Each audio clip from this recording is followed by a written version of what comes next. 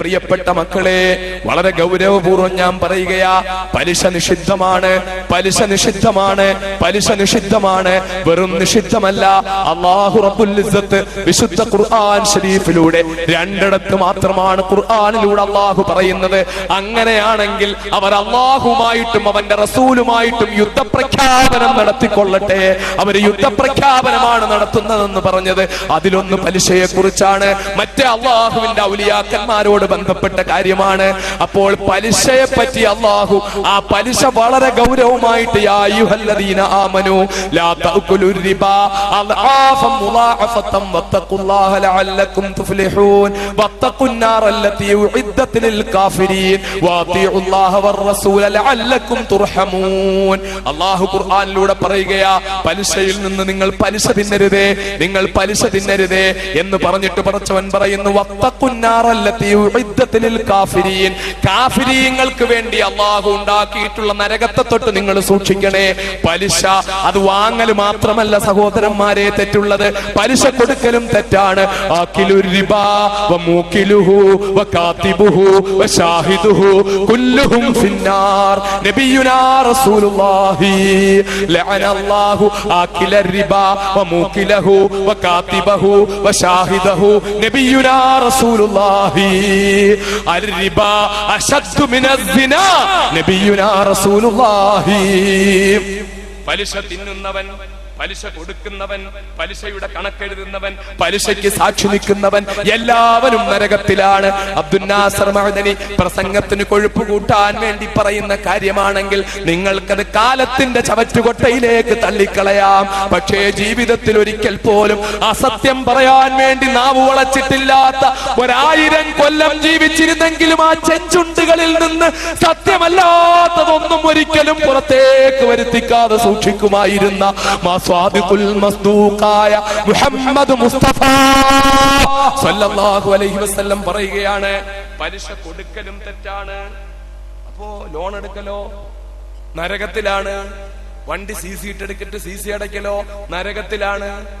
ആരെങ്കിലും ഒന്ന് പറയണ്ടേ? അതുകൊണ്ട് പറയുകയാ, CC ഇട്ട് വണ്ടി എടുത്തിട്ട് CC അടയ്ക്കലോ നരകത്തിലാണ്. സ്വർണം പണയം വെക്കലോ, എന്റെ ഉമ്മമാരോട് എന്റെ പെങ്ങന്മാരോട് ദീനിന്റെ എല്ലാ സന്ദേശങ്ങളും ഏറ്റുവാങ്ങുന്ന ഒരുപാട് പ്രസംഗങ്ങൾ എപ്പോഴും കേൾക്കാറുള്ള തെന്നലയിലെ എന്റെ പ്രിയപ്പെട്ട ഉമ്മമാരോട് പെങ്ങന്മാരോട് ഹൃദയത്തിന്റെ ഭാഷയിൽ പറയുകയാ, എന്റെ പ്രിയപ്പെട്ട പെങ്ങളെ, മോന് ഗൾഫിലേക്ക് പോകാൻ ടിക്കറ്റിന് കാശ് വേണം, ഭർത്താവിന് ഗൾഫിലേക്ക് പോകാൻ ടിക്കറ്റിന് കാശ് വേണം, അല്ലെങ്കിൽ വേറെ ഏതെങ്കിലും അത്യാവശ്യത്തിന് പൈസ വേണം, സ്വർണ്ണ ഊരി അങ്ങ് കൊടുത്തിട്ട് ആ ബാങ്കിൽ കൊണ്ടുവച്ചിട്ട് നീ പണയം വെച്ചിട്ട് എടുത്തോ മോനെ, തെറ്റാണ്, നരകത്തിലാണ്, നരകത്തിലാണ്, നരകത്തിലാണ്. ആകിലുർ റിബാ പലിശ തിന്നുന്നവൻ, മൂക്കിലുർ റിബാ പലിശ തീറ്റിക്കുന്നവൻ, കാതിബുഹു പലിശയുടെ കണക്കെഴുതുന്നവൻ, പലിശയ്ക്ക് സാക്ഷി നിൽക്കുന്നവൻ എല്ലാവരും നരകത്തിലാണ്. അല്ലാഹുവിന്റെ ഹബീബ് പറഞ്ഞതാ. അപ്പൊ പണയം വെച്ചാൽ അതും നരകത്തിൽ പോകുന്നതിന് കാരണമാകുന്ന കാര്യമാണ്. പലിശയിൽ നിന്ന് അകന്നു നിന്നേ പറ്റൂ. എന്റെ പ്രിയപ്പെട്ട അനുജന്മാരോട്, എന്റെ പ്രിയപ്പെട്ട സഹോദരങ്ങളോട് വിനീതനായ ഞാൻ ജയിലിൽ നിന്ന് ഇറങ്ങിയതിനു ശേഷം ഏറ്റവും ശക്തമായി പറയുന്ന ഒരു വിഷയമാ പലിശയെ പറ്റി. അബുദാബിയിൽ പ്രസംഗിക്കാൻ അവസരം കിട്ടിയപ്പോഴും മദീനയിൽ പ്രസംഗിക്കാൻ അവസരം കിട്ടിയപ്പോഴും അതിന്റെയൊക്കെ CD-കൾ നിങ്ങൾ കണ്ടിട്ടുണ്ടാവും. എല്ലായിടത്തും വിൽക്കാറുണ്ട്, കൊടുക്കാറുണ്ട്, ഇവിടെയും ഉണ്ടാകുമെന്നാ ഞാൻ കരുതുന്നത്. എല്ലാ സ്ഥലത്തും കൊടുക്കുന്ന ആ CD നിങ്ങൾ വാങ്ങിച്ച് കേൾക്കുക. ഇവിടെ സമയക്കുറവ് കൊണ്ട് ദീർഘമായി പറയാൻ പറ്റുന്നില്ല. പരിശുദ്ധമായ മദീന മുനവ്വറയിൽ പ്രസംഗിക്കാനുള്ള അവസരം റബ്ബിന്റെ തൗഫീഖ് കൊണ്ട് അല്ലാഹുവിന്റെ റസൂലിന്റെ പള്ളിയുടെ തൊട്ടടുത്ത് പ്രസംഗിക്കാൻ പറ്റി. അപ്പോഴും അബുദാബിയിൽ പ്രസംഗിച്ചപ്പോഴും പോയിടത്തൊക്കെ പലിശയെ പറ്റി ഞാൻ വളരെ ഗൗരവമായി പറഞ്ഞിട്ടുണ്ട്. ഗൾഫിൽ നിൽക്കുന്ന നിരവധി സഹോദരങ്ങൾ എനിക്ക് SMS അയക്കാറുണ്ട്, കത്തയക്കാറുണ്ട്, ഫോൺ വിളിക്കാറുണ്ട്. നിഷിദ്ധമാണ്, നരകത്തിലേക്ക് പോകുന്ന കാര്യമാണ് എന്ന് വളരെ വ്യക്തമായി. പ്രത്യേകിച്ച് ഗൾഫ് നാടുകളിൽ നിൽക്കുന്ന സഹോദരങ്ങള് വീട്ടിൽ പെങ്ങടെ കല്യാണം വരുമ്പോഴ്, അല്ലെങ്കിൽ വീട് വെക്കേണ്ടി വരുമ്പോഴ്, മറ്റേതെങ്കിലും കാര്യം വേണ്ട അത്യാവശ്യം വരുമ്പോഴ് 90,000 9,000 ദിർഹം ഇങ്ങോട്ട് എടുത്തിട്ട് 10,000 ദിർഹം അങ്ങോട്ട് കൊടുത്ത് 1000 ദിർഹം അധികം കൊടുത്തുകൊണ്ട് സ്കീം മറ്റു പല പേരുകളിലും UAE-യിലും മറ്റു പലയിടത്തും നടക്കുന്ന നിഷിദ്ധമായ പലിശ ഇടപാടുകളിൽ അറിഞ്ഞോ അറിയാതെയോ പെട്ടുപോകുന്ന ആയിരക്കണക്കിന് പ്രവാസികളായ സഹോദരങ്ങളുണ്ട്. എന്റെ പ്രിയപ്പെട്ട സഹോദരന്മാരറിയണം, അല്ലാഹുവിന്റെ ഹബീബ് അങ്ങേറ്റം നിഷിദ്ധമാക്കിയ, അങ്ങേറ്റം തെറ്റാക്കിയ എത്രത്തോളം എന്നാൽ പലിശയ്ക്ക് 70 പാപങ്ങളുണ്ട്. അതിലേറ്റവും ചായക്കടയിലുള്ള പാപം സ്വന്തം മാതാവിനോട് വ്യഭിചരിക്കുന്നതിനേക്കാൾ കഠിനമാണെന്ന് അഷ്റഫുൽ ഖൽഖ് മുഹമ്മദ് മുസ്തഫ സല്ലല്ലാഹു അലൈഹി വസല്ലം പഠിപ്പിച്ചിട്ടുണ്ടെങ്കിൽ എന്റെ പ്രിയപ്പെട്ട അനുജന്മാരെ, എന്റെ പ്രിയപ്പെട്ട സഹോദരന്മാരെ, പലിശയിൽ നിന്ന് മാറി നിൽക്കണം, പലിശയെന്ന് മാറി നിൽക്കണം, പലിശയെന്ന് മാറി നിൽക്കണം. ഇപ്പൊ ചോദിക്കും നിങ്ങൾ, എങ്ങനെയാ ഉസ്താദേ ഇത് നടക്കുക, എങ്ങനെയാ ഇത് നടക്കുക? നാട് മൊത്തം പലിശയ്ക്ക് അടിമപ്പെട്ട് എല്ലാരും ലോൺ എടുക്കുന്നു, എല്ലാരും CC ഇടുന്നു, എല്ലാരും പണയം വെക്കുന്നു. ഞാൻ മാത്രം ഇങ്ങനെ മാറി നിന്നാൽ എന്താ ചെയ്യാ? ഒഴുക്കിനൊത്ത് നീന്താൻ എല്ലാരെ കൊണ്ടും പറ്റും മക്കളെ. ഒഴുക്കിനൊത്ത് ഇങ്ങനെ എല്ലാരും പോകുന്നതിന്റെ കൂടിങ്ങനെ പോകാൻ എല്ലാരെ കൊണ്ടും പറ്റും. മലവെള്ളപ്പാച്ചിൽ കാണാറില്ലേ? വലിയ വലിയ പേമാരി പെയ്തു കഴിയുമ്പോൾ, വലിയ വലിയ ഉരുൾപൊട്ടൽ കഴിയുമ്പോൾ വെള്ളം ഇങ്ങനെ അടിച്ച് ചീറി വെള്ളം വരും. ആ വെള്ളത്തിൽ ചിലപ്പോ ആനയുടെ ഡെഡ് ബോഡി ഉണ്ടാവും. വലിയ ആനയുടെ ഡെഡ് ബോഡി, ശവശരീരം ഉണ്ടാവും. മറ്റു പലതിന്റെ ശവശരീരം ഉണ്ടാവും. വലിയ മരങ്ങൾ കടപുഴകി ഇങ്ങനെ വരുന്നുണ്ടാവും. ഇതെല്ലാം ഒഴുക്കിനൊത്ത് ഇങ്ങനെ നീന്തിക്കൊണ്ടിരിക്കുമ്പോൾ ഒഴുക്കിനെതിരെ 5 ഗ്രാം പോലും തികയാത്ത, തൂക്കമില്ലാത്ത പരൽ മീനുകൾ ഒഴുക്കിനെതിരെ അങ്ങോട്ട് നീന്തിക്കൊണ്ടിരിക്കും. നമ്മൾക്ക് കാണാൻ പറ്റും. ഒഴുക്കിനൊത്ത് ജീവനില്ലാത്ത എല്ലാ ഒഴുകും. പക്ഷെ ഈമാന്റെ ചൈതന്യം ഹൃദയാന്തരാളങ്ങളിൽ ഉണ്ടെങ്കിൽ ഒഴുക്കിനെതിരെ നീന്താൻ നമുക്ക് പറ്റണം. ഒഴുക്കിനെതിരെ നീന്താൻ നമുക്ക് പറ്റണം. അങ്ങനെ പറ്റിയേ കഴിയൂ. അപ്പൊ അങ്ങനൊക്കെ പറ്റുമോ? പറ്റും. വിനീതനായ ഞാൻ ജയിലിൽ നിന്ന് ഇറങ്ങിയതിനു ശേഷം കഴിഞ്ഞ റബീഉൽ അവ്വൽ 10-നോ 11-നോ തിരുവനന്തപുരം ജില്ലയിലെ കണിയാപുരത്ത് ഒരു പ്രസംഗം നടന്നു. അതിവിടെ മലപ്പുറത്തുള്ള കുട്ടികളാണ് ആ പ്രസംഗം CD ആക്കിയിട്ട് ഇവിടെയുള്ള ഏതോ സ്ഥാപനക്കാരാ അത് ഇറക്കിക്കൊണ്ടിരിക്കുന്നത്. നമുക്ക് ബന്ധമൊന്നുമുള്ള അവർ തന്നെ ഇറക്കുകയാണ്. അപ്പൊ അങ്ങനെ അത് വിൽക്കുന്നുണ്ട്. അവരുമായിട്ട് പ്രസംഗം നടന്ന സ്ഥലവുമായി അവരുമായിട്ടുള്ള കരാറിന്. ആ പരിപാടിയിൽ ഞാൻ പലിശയെ കുറിച്ച് വളരെ ശക്തമായിട്ട് പ്രസംഗിച്ചു. ആ പ്രസംഗം കേട്ടിട്ട് നിരവധി പേർ പലിശയിൽ നിന്ന് ഒഴിവായി. അയാൾ നല്ല ബിസിനസ്സുകാരനാ. 3 പ്ലൈവുഡ് ഫാക്ടറി ഉണ്ടായിരുന്ന ആളാ. ഈ പ്രസംഗത്തിന്റെ CD കേട്ടതിന് ശേഷം ഈ 3-ലും ലോണും ബന്ധങ്ങളും പലിശയും ഉണ്ട്. അയാൾ അങ്ങ് തീരുമാനിച്ചു, വലിയ ഒരു പ്ലൈവുഡ് ഫാക്ടറി, ഏറ്റവും നല്ല ഫാക്ടറി അങ്ങ് വിറ്റു. ആ വിറ്റ പൈസ കൊണ്ട് കടം കംപ്ലീറ്റ് തീർത്തു. പലിശ ഇടപാടുകൾ മൊത്തം തീർത്തു. ഇനി പലിശ ഇടപാടുമായി ബന്ധപ്പെടുന്നില്ലെന്ന് തീരുമാനിച്ചു. ഈ പരിശുദ്ധ ഹജ്ജിന് അയാളും കുടുംബവും മാതാപിതാക്കളും ഒക്കെ കൂടെ പോകാൻ തീരുമാനിച്ചു. ആ പ്രിയപ്പെട്ട സഹോദരൻ എന്നോട് പറഞ്ഞു, ഞാൻ പലരെടുക്കലും പള്ളിയിലൊക്കെ പോയി പ്രസംഗം കേട്ടിട്ട് ഞാൻ ഈ വലിയ കമ്പനി, ഞാൻ ഈ പലിശന്ന് ഒഴിവാകാൻ ചെയ്തത്, ആ പലിശ ഇത്ര കഠിനമാണെന്ന് ഞാൻ അറിഞ്ഞിരുന്നില്ല. ഞാൻ ഇങ്ങനെ ലോൺ എടുത്തിട്ട് പലിശ കൊടുക്കുന്നത് നിർത്താൻ തീരുമാനിച്ചു. ഇത് കേട്ടപ്പോ നിസ്കരിക്കുന്ന എന്റെ കൂടെ റമളാനിലെ ഇഅ്തികാഫിരുന്നവർ വരെ ചോദിക്കുന്നു, നിനക്ക് വട്ടുണ്ടോ? അദ്ദേഹം എന്നോട് ഒന്ന് പറയാ, നിനക്ക് വട്ടുണ്ടോ? ഞാൻ ഈ കോയമ്പത്തൂർ ജയിലിലിരിക്കുന്ന സഹോദരങ്ങൾക്ക് എല്ലാ വർഷവും അവിടെ ഇരിക്കുമ്പോഴും ഇറങ്ങിയതിന് ശേഷവും എന്തെങ്കിലും, ഇപ്പൊ ഇറങ്ങിയതിന് ശേഷം കഴിഞ്ഞ റമളാനിലും ഈ റമളാനിലും പരമാവധി എനിക്ക് പരിചയമുള്ള ആളുകളിൽ നിന്നൊക്കെ സക്കാത്തിന്റെ പൈസ ഒക്കെ വാങ്ങിയിട്ട് ഞാൻ അവിടെ എത്തിച്ചു കൊടുക്കും. അവരുടെ വീടുകളിൽ ദാരിദ്ര്യം കൊണ്ട് വീർപ്പുമുട്ടുന്ന കഷ്ടപ്പെടുന്നവരുടെ വീടുകളിൽ. അപ്പൊ ആ സഹോദരന്റെ അടുക്കൽ ഞാൻ പറഞ്ഞു ഇത് കൊടുക്കാൻ വേണ്ടിയിട്ട്. അത് തന്നിട്ട് അത് തരാൻ വന്നപ്പോൾ അയാൾ എന്റെ അടുക്ക പറഞ്ഞത്, റമളാനിൽ പള്ളിയിൽ പോയിട്ട് ഒന്നിച്ചിരുന്ന് തറാവി നിസ്കരിച്ചതിന് ശേഷം ഞാൻ ഇങ്ങനെ പലിശയെ പറ്റി പറയുമ്പോൾ പലിശയെന്ന് ഒഴിവാകണമെന്ന് പറയുമ്പോൾ എന്റെ കൂട്ടുകാരൊക്കെ ചോദിക്കുന്നത് വട്ടുണ്ടോന്നാ, നിനക്ക് എങ്ങനെ പലിശയെന്ന് ഒഴിവായി ജീവിക്കാൻ പറ്റുമെന്നാ? പറ്റും മക്കളെ, എനിക്കറിയാം. ഈ കോഴിക്കോട്, ഈ തൊട്ടടുത്ത കോഴിക്കോട് എനിക്ക് വളരെ ബന്ധപ്പെട്ട, എന്റെ കേസിൽ സാക്ഷിയാക്കിയിരുന്ന, എന്നിട്ട് സാക്ഷി പറയിക്കാൻ വേണ്ടി എന്നിട്ട് സാക്ഷി പറയിക്കാതെ അവസാനം പോലീസുകാർ വേണ്ടാന്ന് കരുതി വിട്ട ഒരു സഹോദരനുണ്ട് കോഴിക്കോട്. നല്ല ബിസിനസ്സുകാരനാണ്, ലക്ഷങ്ങളുടെ ബിസിനസ് നടത്തുന്ന സഹോദരനാ, വലിയ കോടിക്കണക്കിന് രൂപയുടെ ആസ്തിയുള്ള ആളാ. അല്ലാഹു തആല ഒരുപാട് നിഅമത്തുകൾ ചെയ്തിട്ടുള്ള ആളാണ്. എവിടെ ദീനിന്റെ സദസ്സുണ്ടെങ്കിലും അവിടെ കൊണ്ടുപോയി വലിയ സഹായം ചെയ്യുന്ന, വളരെ അതിശക്തനായ അഹ്ലുസുന്നത്തി വൽ ജമാഅത്തിന്റെ ആശയാദർശത്തിൽ അടിയുറച്ചു വിശ്വസിക്കുന്നു. വേണ്ടിയല്ല, എനിക്കൊരു ആൺകുട്ടി ഉണ്ടായിട്ട് അവനെ വിശുദ്ധ ഖുർആൻ കാണാതെ പഠിപ്പിച്ച് ഹാഫിളാക്കി, ആലിമാക്കി, അവനെ ദീനിന്റെ ഖാദിമാക്കി ഞാൻ മരിക്കുമ്പോ എനിക്ക് മയ്യത്ത് നിസ്കരിക്കുന്നവരാക്കണം. അതിനുവേണ്ടി ആ ഒരു കുട്ടി കിട്ടണമെന്ന് പറയുന്നത് കോടികളുടെ ബിസിനസ് ഉള്ള സഹോദരനാണ്. അല്ലാഹു തആല ആ മനുഷ്യൻ ഇങ്ങനെ റബ്ബ് ചെയ്തു കൊടുത്ത ഒരുപാട് നിഅമത്തുകളുണ്ട്. ചെറിയ പ്രായത്തിൽ തന്നെ വമ്പിച്ച സാമ്പത്തിക ശേഷിയും സംവിധാനവും ഒക്കെ പടച്ചോൻ കൊടുത്തു. വളരെ ഗൗരവമായ എന്റെ പ്രിയപ്പെട്ട അനുജന്മാര് കേൾക്കാൻ വേണ്ടി പറയുകയാ, ഇപ്പൊ ഇപ്പോഴും കോടികളുടെ ആസ്തിയുള്ള ലക്ഷങ്ങൾ സക്കാത്ത് കൊടുക്കുന്ന ആളാ. റമദാനില് ഒരൊറ്റയാളിനെ സക്കാത്ത് വീട്ടിലോട്ട് വിളിച്ചു കൊടുക്കൂല. സക്കാത്തിന്റെ അഹ്ലുകാരെ മൊത്തം അങ്ങോട്ട് പോയിട്ട് വീട്ടിൽ കൊണ്ടുവന്നിട്ട് പൈസ കൊടുക്കുന്നല്ലാതെ തന്റെ വീടിന്റെ മുമ്പിൽ പ്രതാപം കാണിക്കാൻ വേണ്ടി അരിയുടെ ചാക്കും എടുത്തു വെച്ചിട്ട് കാലും കയറ്റി വെച്ച് 27 രാവിലെ സക്കാത്ത് വാങ്ങാമ്മ എന്ന് പറഞ്ഞ് വീടിന്റെ മുമ്പിലൂടെ ക്യൂ ആയിട്ട് ആള് നിന്നിട്ട് ഇടങ്ങഴി അരി വാങ്ങിച്ചു പോകുമ്പോൾ സംതൃപ്തി അടയുന്ന നമ്മുടെ സാധാരണ മുതലാളിമാരിൽപ്പെട്ട ആളല്ല. 1 രൂപ പോലും വീട്ടിൽ വെച്ച് കൊടുക്കാതെ മൊത്തം അർഹരെ തേടിപ്പോയി അവരവരുടെ വീടുകളിൽ പോയി കൊടുക്കുന്ന സഹോദരനാണ്. അയാൾക്ക് ജയിലിലിരിക്കുമ്പോൾ ഒരു ദിവസം എന്റെ ഭാര്യ വന്നപ്പോൾ പറഞ്ഞു, അദ്ദേഹത്തിന്റെ, ഞാൻ അയാളുടെ പേര് സ്റ്റേജുകളിൽ പറയുന്നത് ഇഷ്ടമല്ല എന്നോട് പറഞ്ഞത് കൊണ്ട് ആ പേര് പറയാത്തത്. വ്യക്തിപരമായി ഞാൻ ചോദിച്ചാൽ പറഞ്ഞു തരാൻ തയ്യാറാവും. ആ പ്രിയപ്പെട്ട സഹോദരനെ കുറിച്ച് എന്റെ പ്രിയപ്പെട്ട ഭാര്യ എന്നെ ജയിലിൽ കാണാമെന്നപ്പോ പറഞ്ഞു, അദ്ദേഹത്തിന്റെ ഭാര്യ പ്രസവിച്ചു, ആൺകുട്ടിയാണ്. പക്ഷേ ഒരു കുഴപ്പം എന്താണെന്നറിയോ, ആൺകുട്ടിയാണ് പ്രസവിച്ചത്. പക്ഷെ ആ പൊന്നുമോന്റെ 2 കാലും ഇങ്ങനെ വളഞ്ഞിരിക്കുകയാണ്, 2 കൈയും ഇങ്ങനെ വളഞ്ഞിരിക്കുകയാണ്. ആൺകുട്ടിയാണ് പ്രസവിച്ചത്. അല്ലാഹു റബ്ബുൽ ഇസ്സത്ത് കൊടുത്ത പരീക്ഷണം നോക്കണം, വളരെ ഗൗരവമായി നാം ശ്രദ്ധിക്കേണ്ട ഒരു കാര്യമാ. മഹാനായ അഷ്റഫുൽ ഖൽഖ് മുഹമ്മദ് മുസ്തഫ പഴയ തെന്നലെ മരിച്ചോയോ? എന്താ സ്വലാത്ത് ഇങ്ങനെ? എന്താണ് സ്വലാത്തിന് ഒരു ചൈതന്യവും ഇല്ലാത്ത? സ്വലാത്ത് ചൊല്ലു മക്കളെ, സ്വലാത്ത് ചൊല്ല്. നിങ്ങളൊക്കെ ചിലപ്പോ കരുതുന്നുണ്ടാവും, ആരോ പറഞ്ഞു, മഅ്ദനി പറഞ്ഞു റസൂലുള്ളാഹി പഴഞ്ചനാണെന്ന് പറഞ്ഞു. ഏതെങ്കിലും ഒരു നിമിഷം അബ്ദുൽ നാസർ മഅ്ദനിയുടെ വായിൽ നിന്ന് അങ്ങനെ വരുന്നതിനേക്കാൾ മഅ്ദനി ഇഷ്ടപ്പെടുന്നത് ആരെങ്കിലും മഅ്ദനിയെ വെടിവെച്ച് കൊല്ലുന്നതാണ് മക്കളെ. മഅ്ദനി പറയില്ല എന്നെ കുറിച്ച് നിങ്ങൾ എന്തു വേണോലും പ്രചരിപ്പിച്ചോ, പക്ഷെ എന്റെ ഹബീബിനോടുള്ള എന്റെ ബന്ധം കുറഞ്ഞെന്ന് പറയല്ലേ, എന്റെ റസൂലുള്ളാഹിയോടുള്ള എന്റെ ഇഷ്ടം കുറഞ്ഞെന്ന് പറയല്ലേ, എന്റെ പ്രവാചകനോടുള്ള എന്റെ ആത്മബന്ധത്തിന് കോട്ടം തെറ്റിയെന്ന് പറയല്ലേ. ഒരു കാര്യം ഞാൻ പറയുകയാ, മഅ്ദനി പഴഞ്ചനായി റസൂലുള്ളാഹിയെ കുറിച്ച് പറയില്ലെന്ന് മാത്രമല്ല, അള്ളാഹുവിന്റെ റസൂലിനെ കുറിച്ച് പഴഞ്ചനെന്ന് ആരെങ്കിലും എന്റെ മുന്നിൽ വെച്ച് പറഞ്ഞാൽ അവനോട് പൊരുതി ഷഹീദാകേണ്ടി വന്നാൽ മഅ്ദനി ഷഹീദാകുമെന്ന കാര്യത്തിൽ യാതൊരു സംശയവും വേണ്ട. ഒന്നുകിൽ അവനെ ഞാൻ കൊല്ലും, അല്ലെങ്കിൽ അവൻ എന്നെ കൊല്ലും. രണ്ടിലൊന്നും സംഭവിച്ചു. ആ കാര്യത്തിൽ ഒരു വിട്ടുവീഴ്ചയും ഇല്ല. അതിലൊന്നും മഅ്ദനിക്ക് എഴുതുന്നില്ല എന്നുള്ളതൊന്നും ഒരു പ്രശ്നമായി ആരും കരുതണ്ട. ഞാൻ ഇപ്പോഴും വിശ്വസിക്കുന്നത്, ഞാൻ ഈ ചാരമായി എന്നെ അടിച്ചമർത്തി ആദ്യം എന്റെ വലതുകാല് തകർത്തെന്നെ നശിപ്പിക്കാൻ ശ്രമിച്ചു, പിന്നെ 10 കൊല്ലം എന്നെ കാരിരും വഴിക്കുള്ളിലിട്ട് നശിപ്പിക്കാൻ ശ്രമിച്ചു.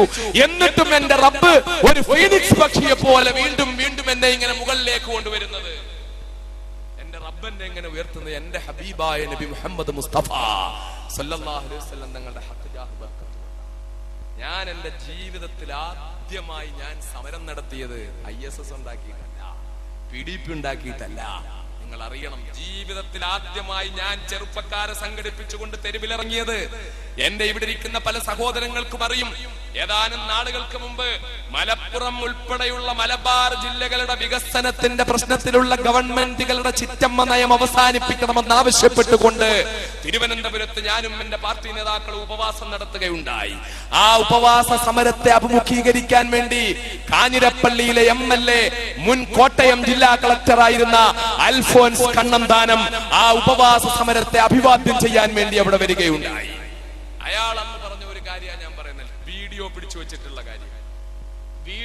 വെച്ചിട്ടുള്ള കാര്യം ആവശ്യമെങ്കിൽ തെന്നലയിൽ ഐക്യവേദിക്ക് കാസറ്റ് തന്നിട്ട് ഇവിടെ കേൾപ്പിക്കാൻ പറ്റുന്ന കാര്യം. എന്താ, ഞാൻ അബ്ദുൽ നാസർ മഅ്ദനി ആദ്യമായി കാണുന്നത് ഒരുപാട് വർഷങ്ങൾക്ക് മുമ്പാ. അന്ന് അദ്ദേഹം PDP ഉണ്ടാക്കിയിട്ടില്ല, അന്ന് അദ്ദേഹം ISS ഉണ്ടാക്കിയിട്ടില്ല. അദ്ദേഹം അന്ന് 2 കാലുള്ള ആരോഗ്യവാനായ ഒരു ചെറുപ്പക്കാരനായിരുന്നു.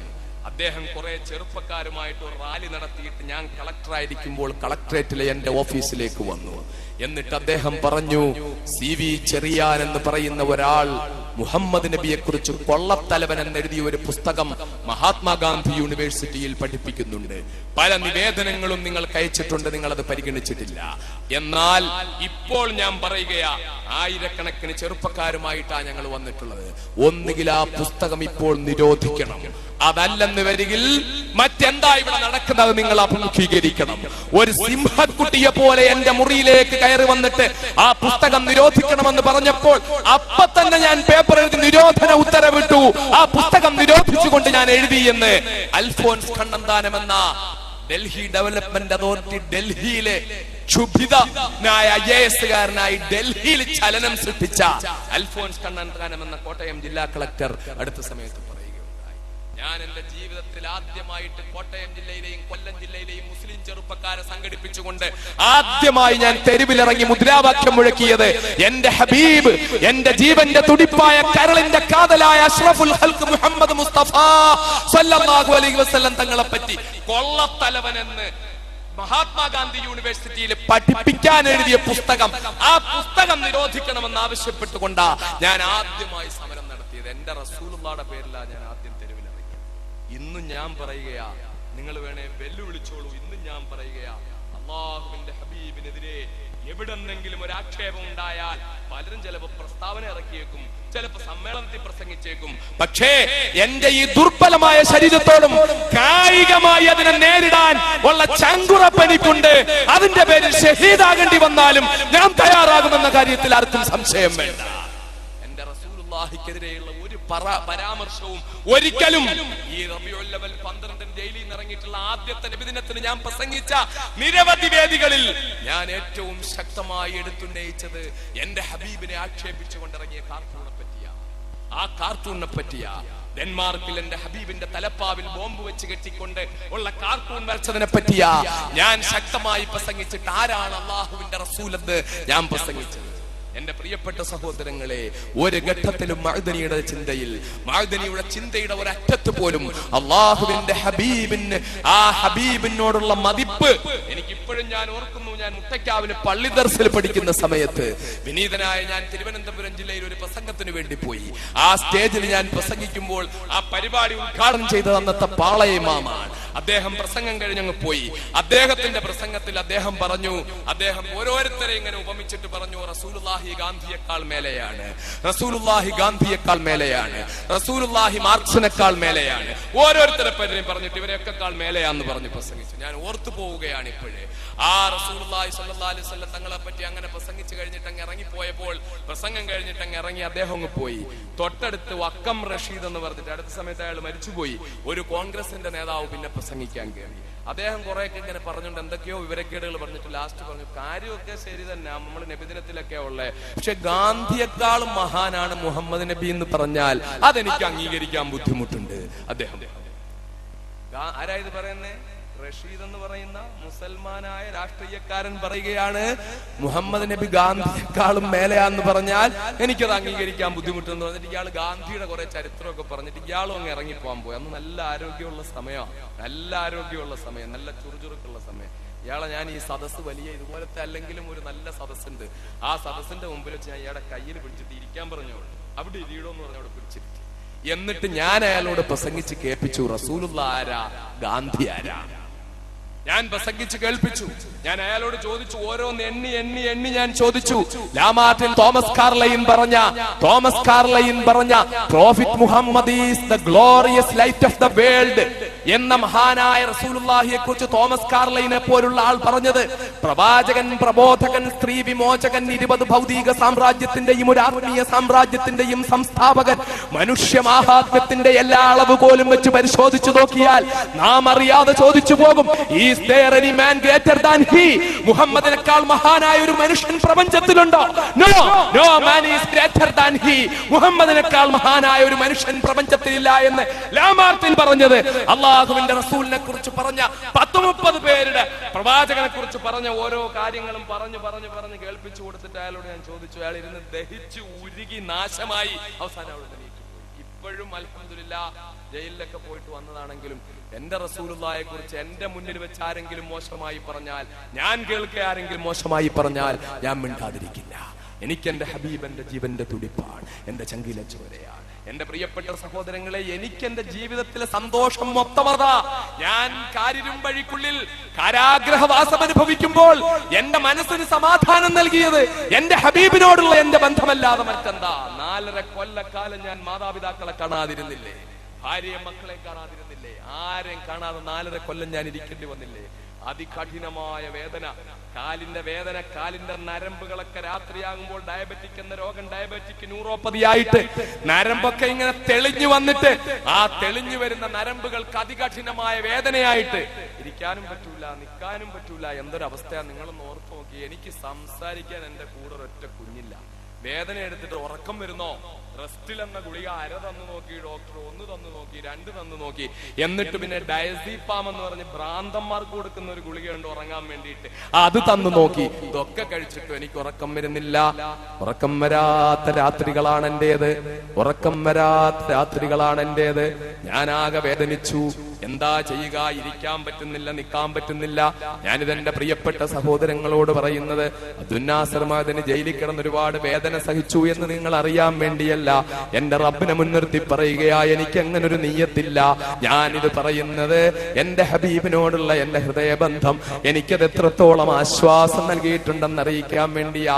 എങ്ങനത്തെ ഈ വേദനയുടെ സമയം 3 മാസക്കാലം ഒരു ജുബ്ബയിട്ടുകൊണ്ട്, കഴുകാത്ത ജുബ്ബയിട്ടുകൊണ്ട് കഴിയേണ്ടി വന്ന കാലം. അങ്ങനെ ഞാൻ ജയിലിൽ കഴിയുന്ന ഘട്ടത്തില് എനിക്കുണ്ടായ സമാധാനം എന്താ? 2 കാര്യങ്ങളാ.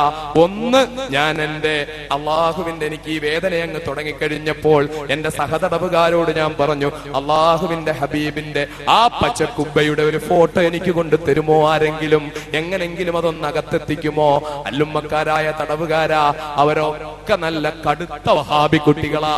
2-3-4 പേര് ലാസ്റ്റ് ആയപ്പോഴൊന്ന് മാറിയിട്ടുണ്ടെന്നല്ലാതെ ബാക്കി എല്ലാരും കുബ്ബ എന്ന് കേട്ടാ ഉസ്താദ് എന്തായി പറയുന്നത്?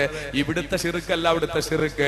ഇവിടെ ഷിർക്കിനൊക്കെ കുറച്ച് ശക്തി കുറവുണ്ട്. പക്ഷെ അവിടെ ഷിർക്ക് കുബ്ബ എന്ന് പറഞ്ഞു, കുബ്ബയില് നോക്കി എന്ന് പറഞ്ഞാൽ തന്നെ ഷിർക്കാകുന്ന പോലെ പറഞ്ഞു ഫലിപ്പിച്ചിരിക്കുന്നവരാ.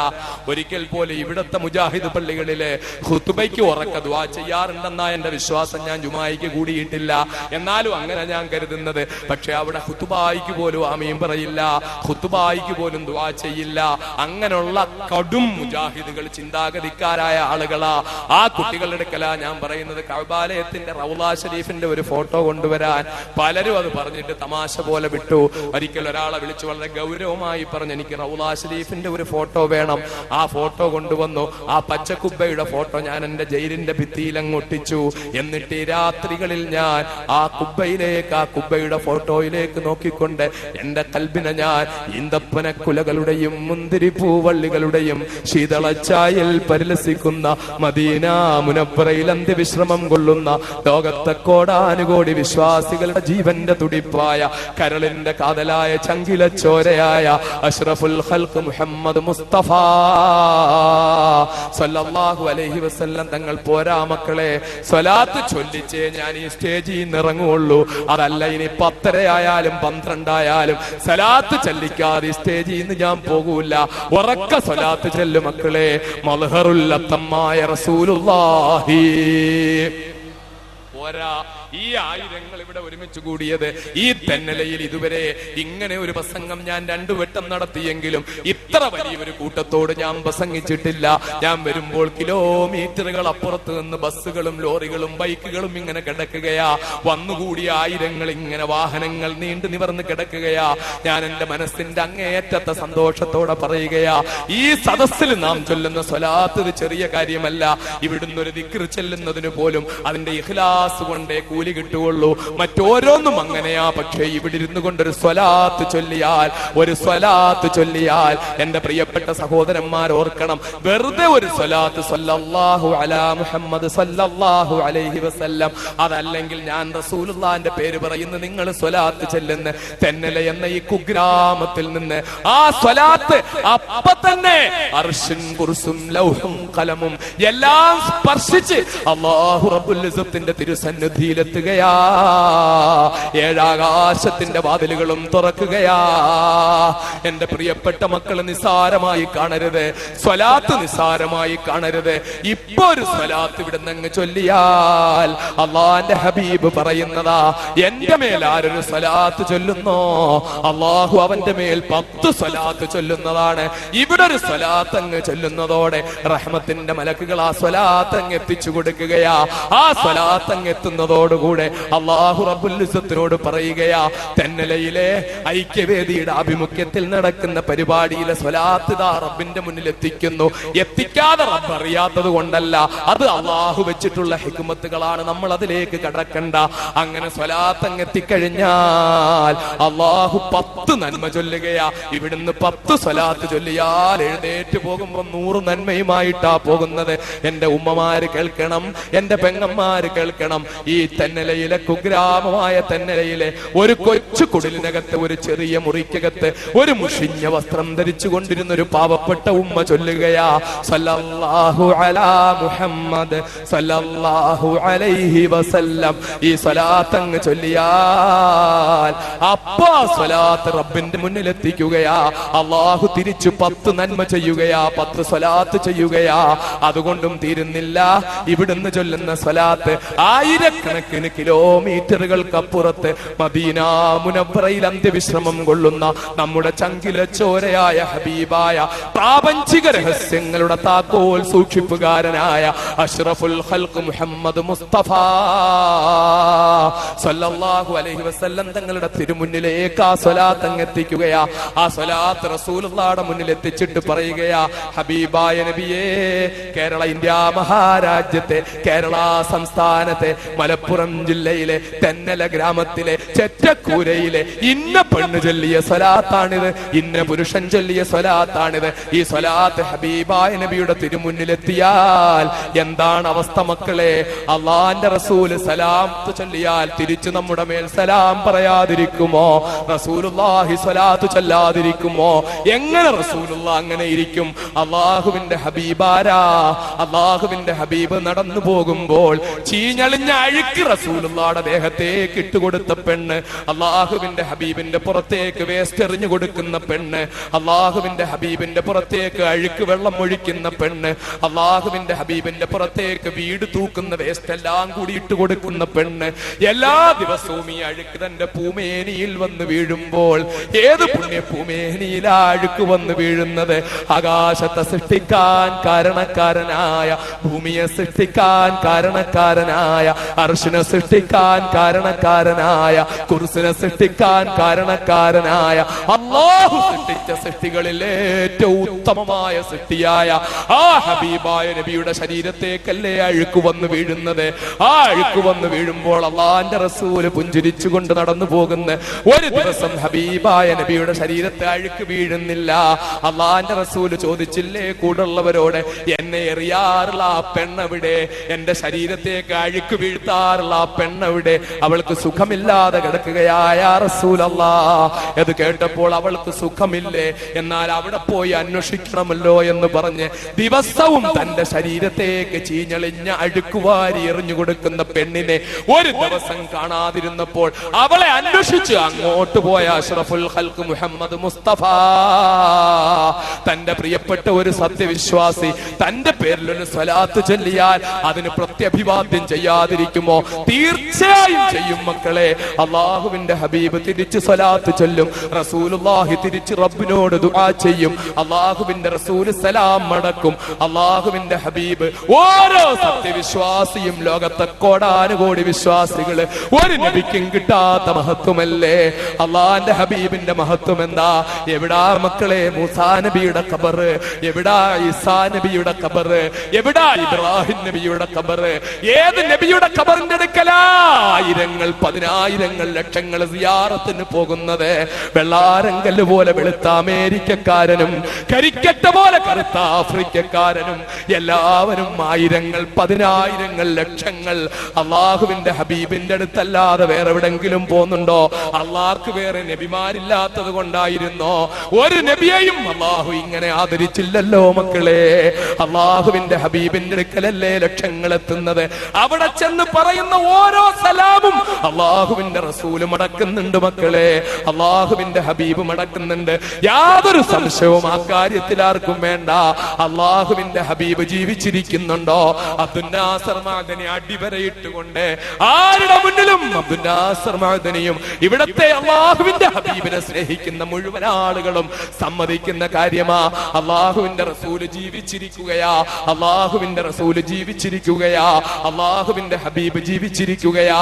അള്ളാഹുവിന്റെ ഹബീബിന്റെ ഭൗതിക ശരീരം മനുഷ്യനാണ് എന്ന് തെളിയിക്കാൻ വേണ്ടി അള്ളാഹു ആ ശരീരത്തുനിന്ന് റൂഹെന്ന് മാറ്റി എന്നതൊഴിച്ചാൽ അള്ളാഹുവിന്റെ ഹബീബിന്റെ ശരീരത്തുനിന്ന് മാറ്റിയ റൂഹ്, ആ റൂഹ്, ആ ചൈതന്യം ഇന്ന് ലോകത്തിന്റെ എല്ലാ ഭാഗത്തുമുണ്ട് മക്കളെ. റസൂലുള്ളാഹിയെ കാണാത്ത ഒരു നിമിഷം എനിക്കില്ലെന്ന, അള്ളാന്റെ റസൂലിന്റെ കൂടല്ലാത്ത ഒരു നിമിഷം എനിക്കില്ലെന്ന അബൂബക്കർ സിദ്ദീഖിനോട് റസൂലുള്ള ചോദിച്ചില്ലേ, മാദാ ഹുബ്ബിബ ഇലൈക മിൻ ദുനിയൻ നാസി യാ അബൂബക്കർ, അബൂബക്കറെ ജനങ്ങളുടെ ദുനിയാവിൽ നിന്ന് നിങ്ങൾക്ക് ഏറ്റവും ഇഷ്ടപ്പെട്ടത് എന്താണ് അബൂബക്കറെ? എന്താ അബൂബക്കറെ ഏറ്റവും ഇഷ്ടപ്പെട്ടത് പറയുക. അബൂബക്കർ പറഞ്ഞത് എന്താ?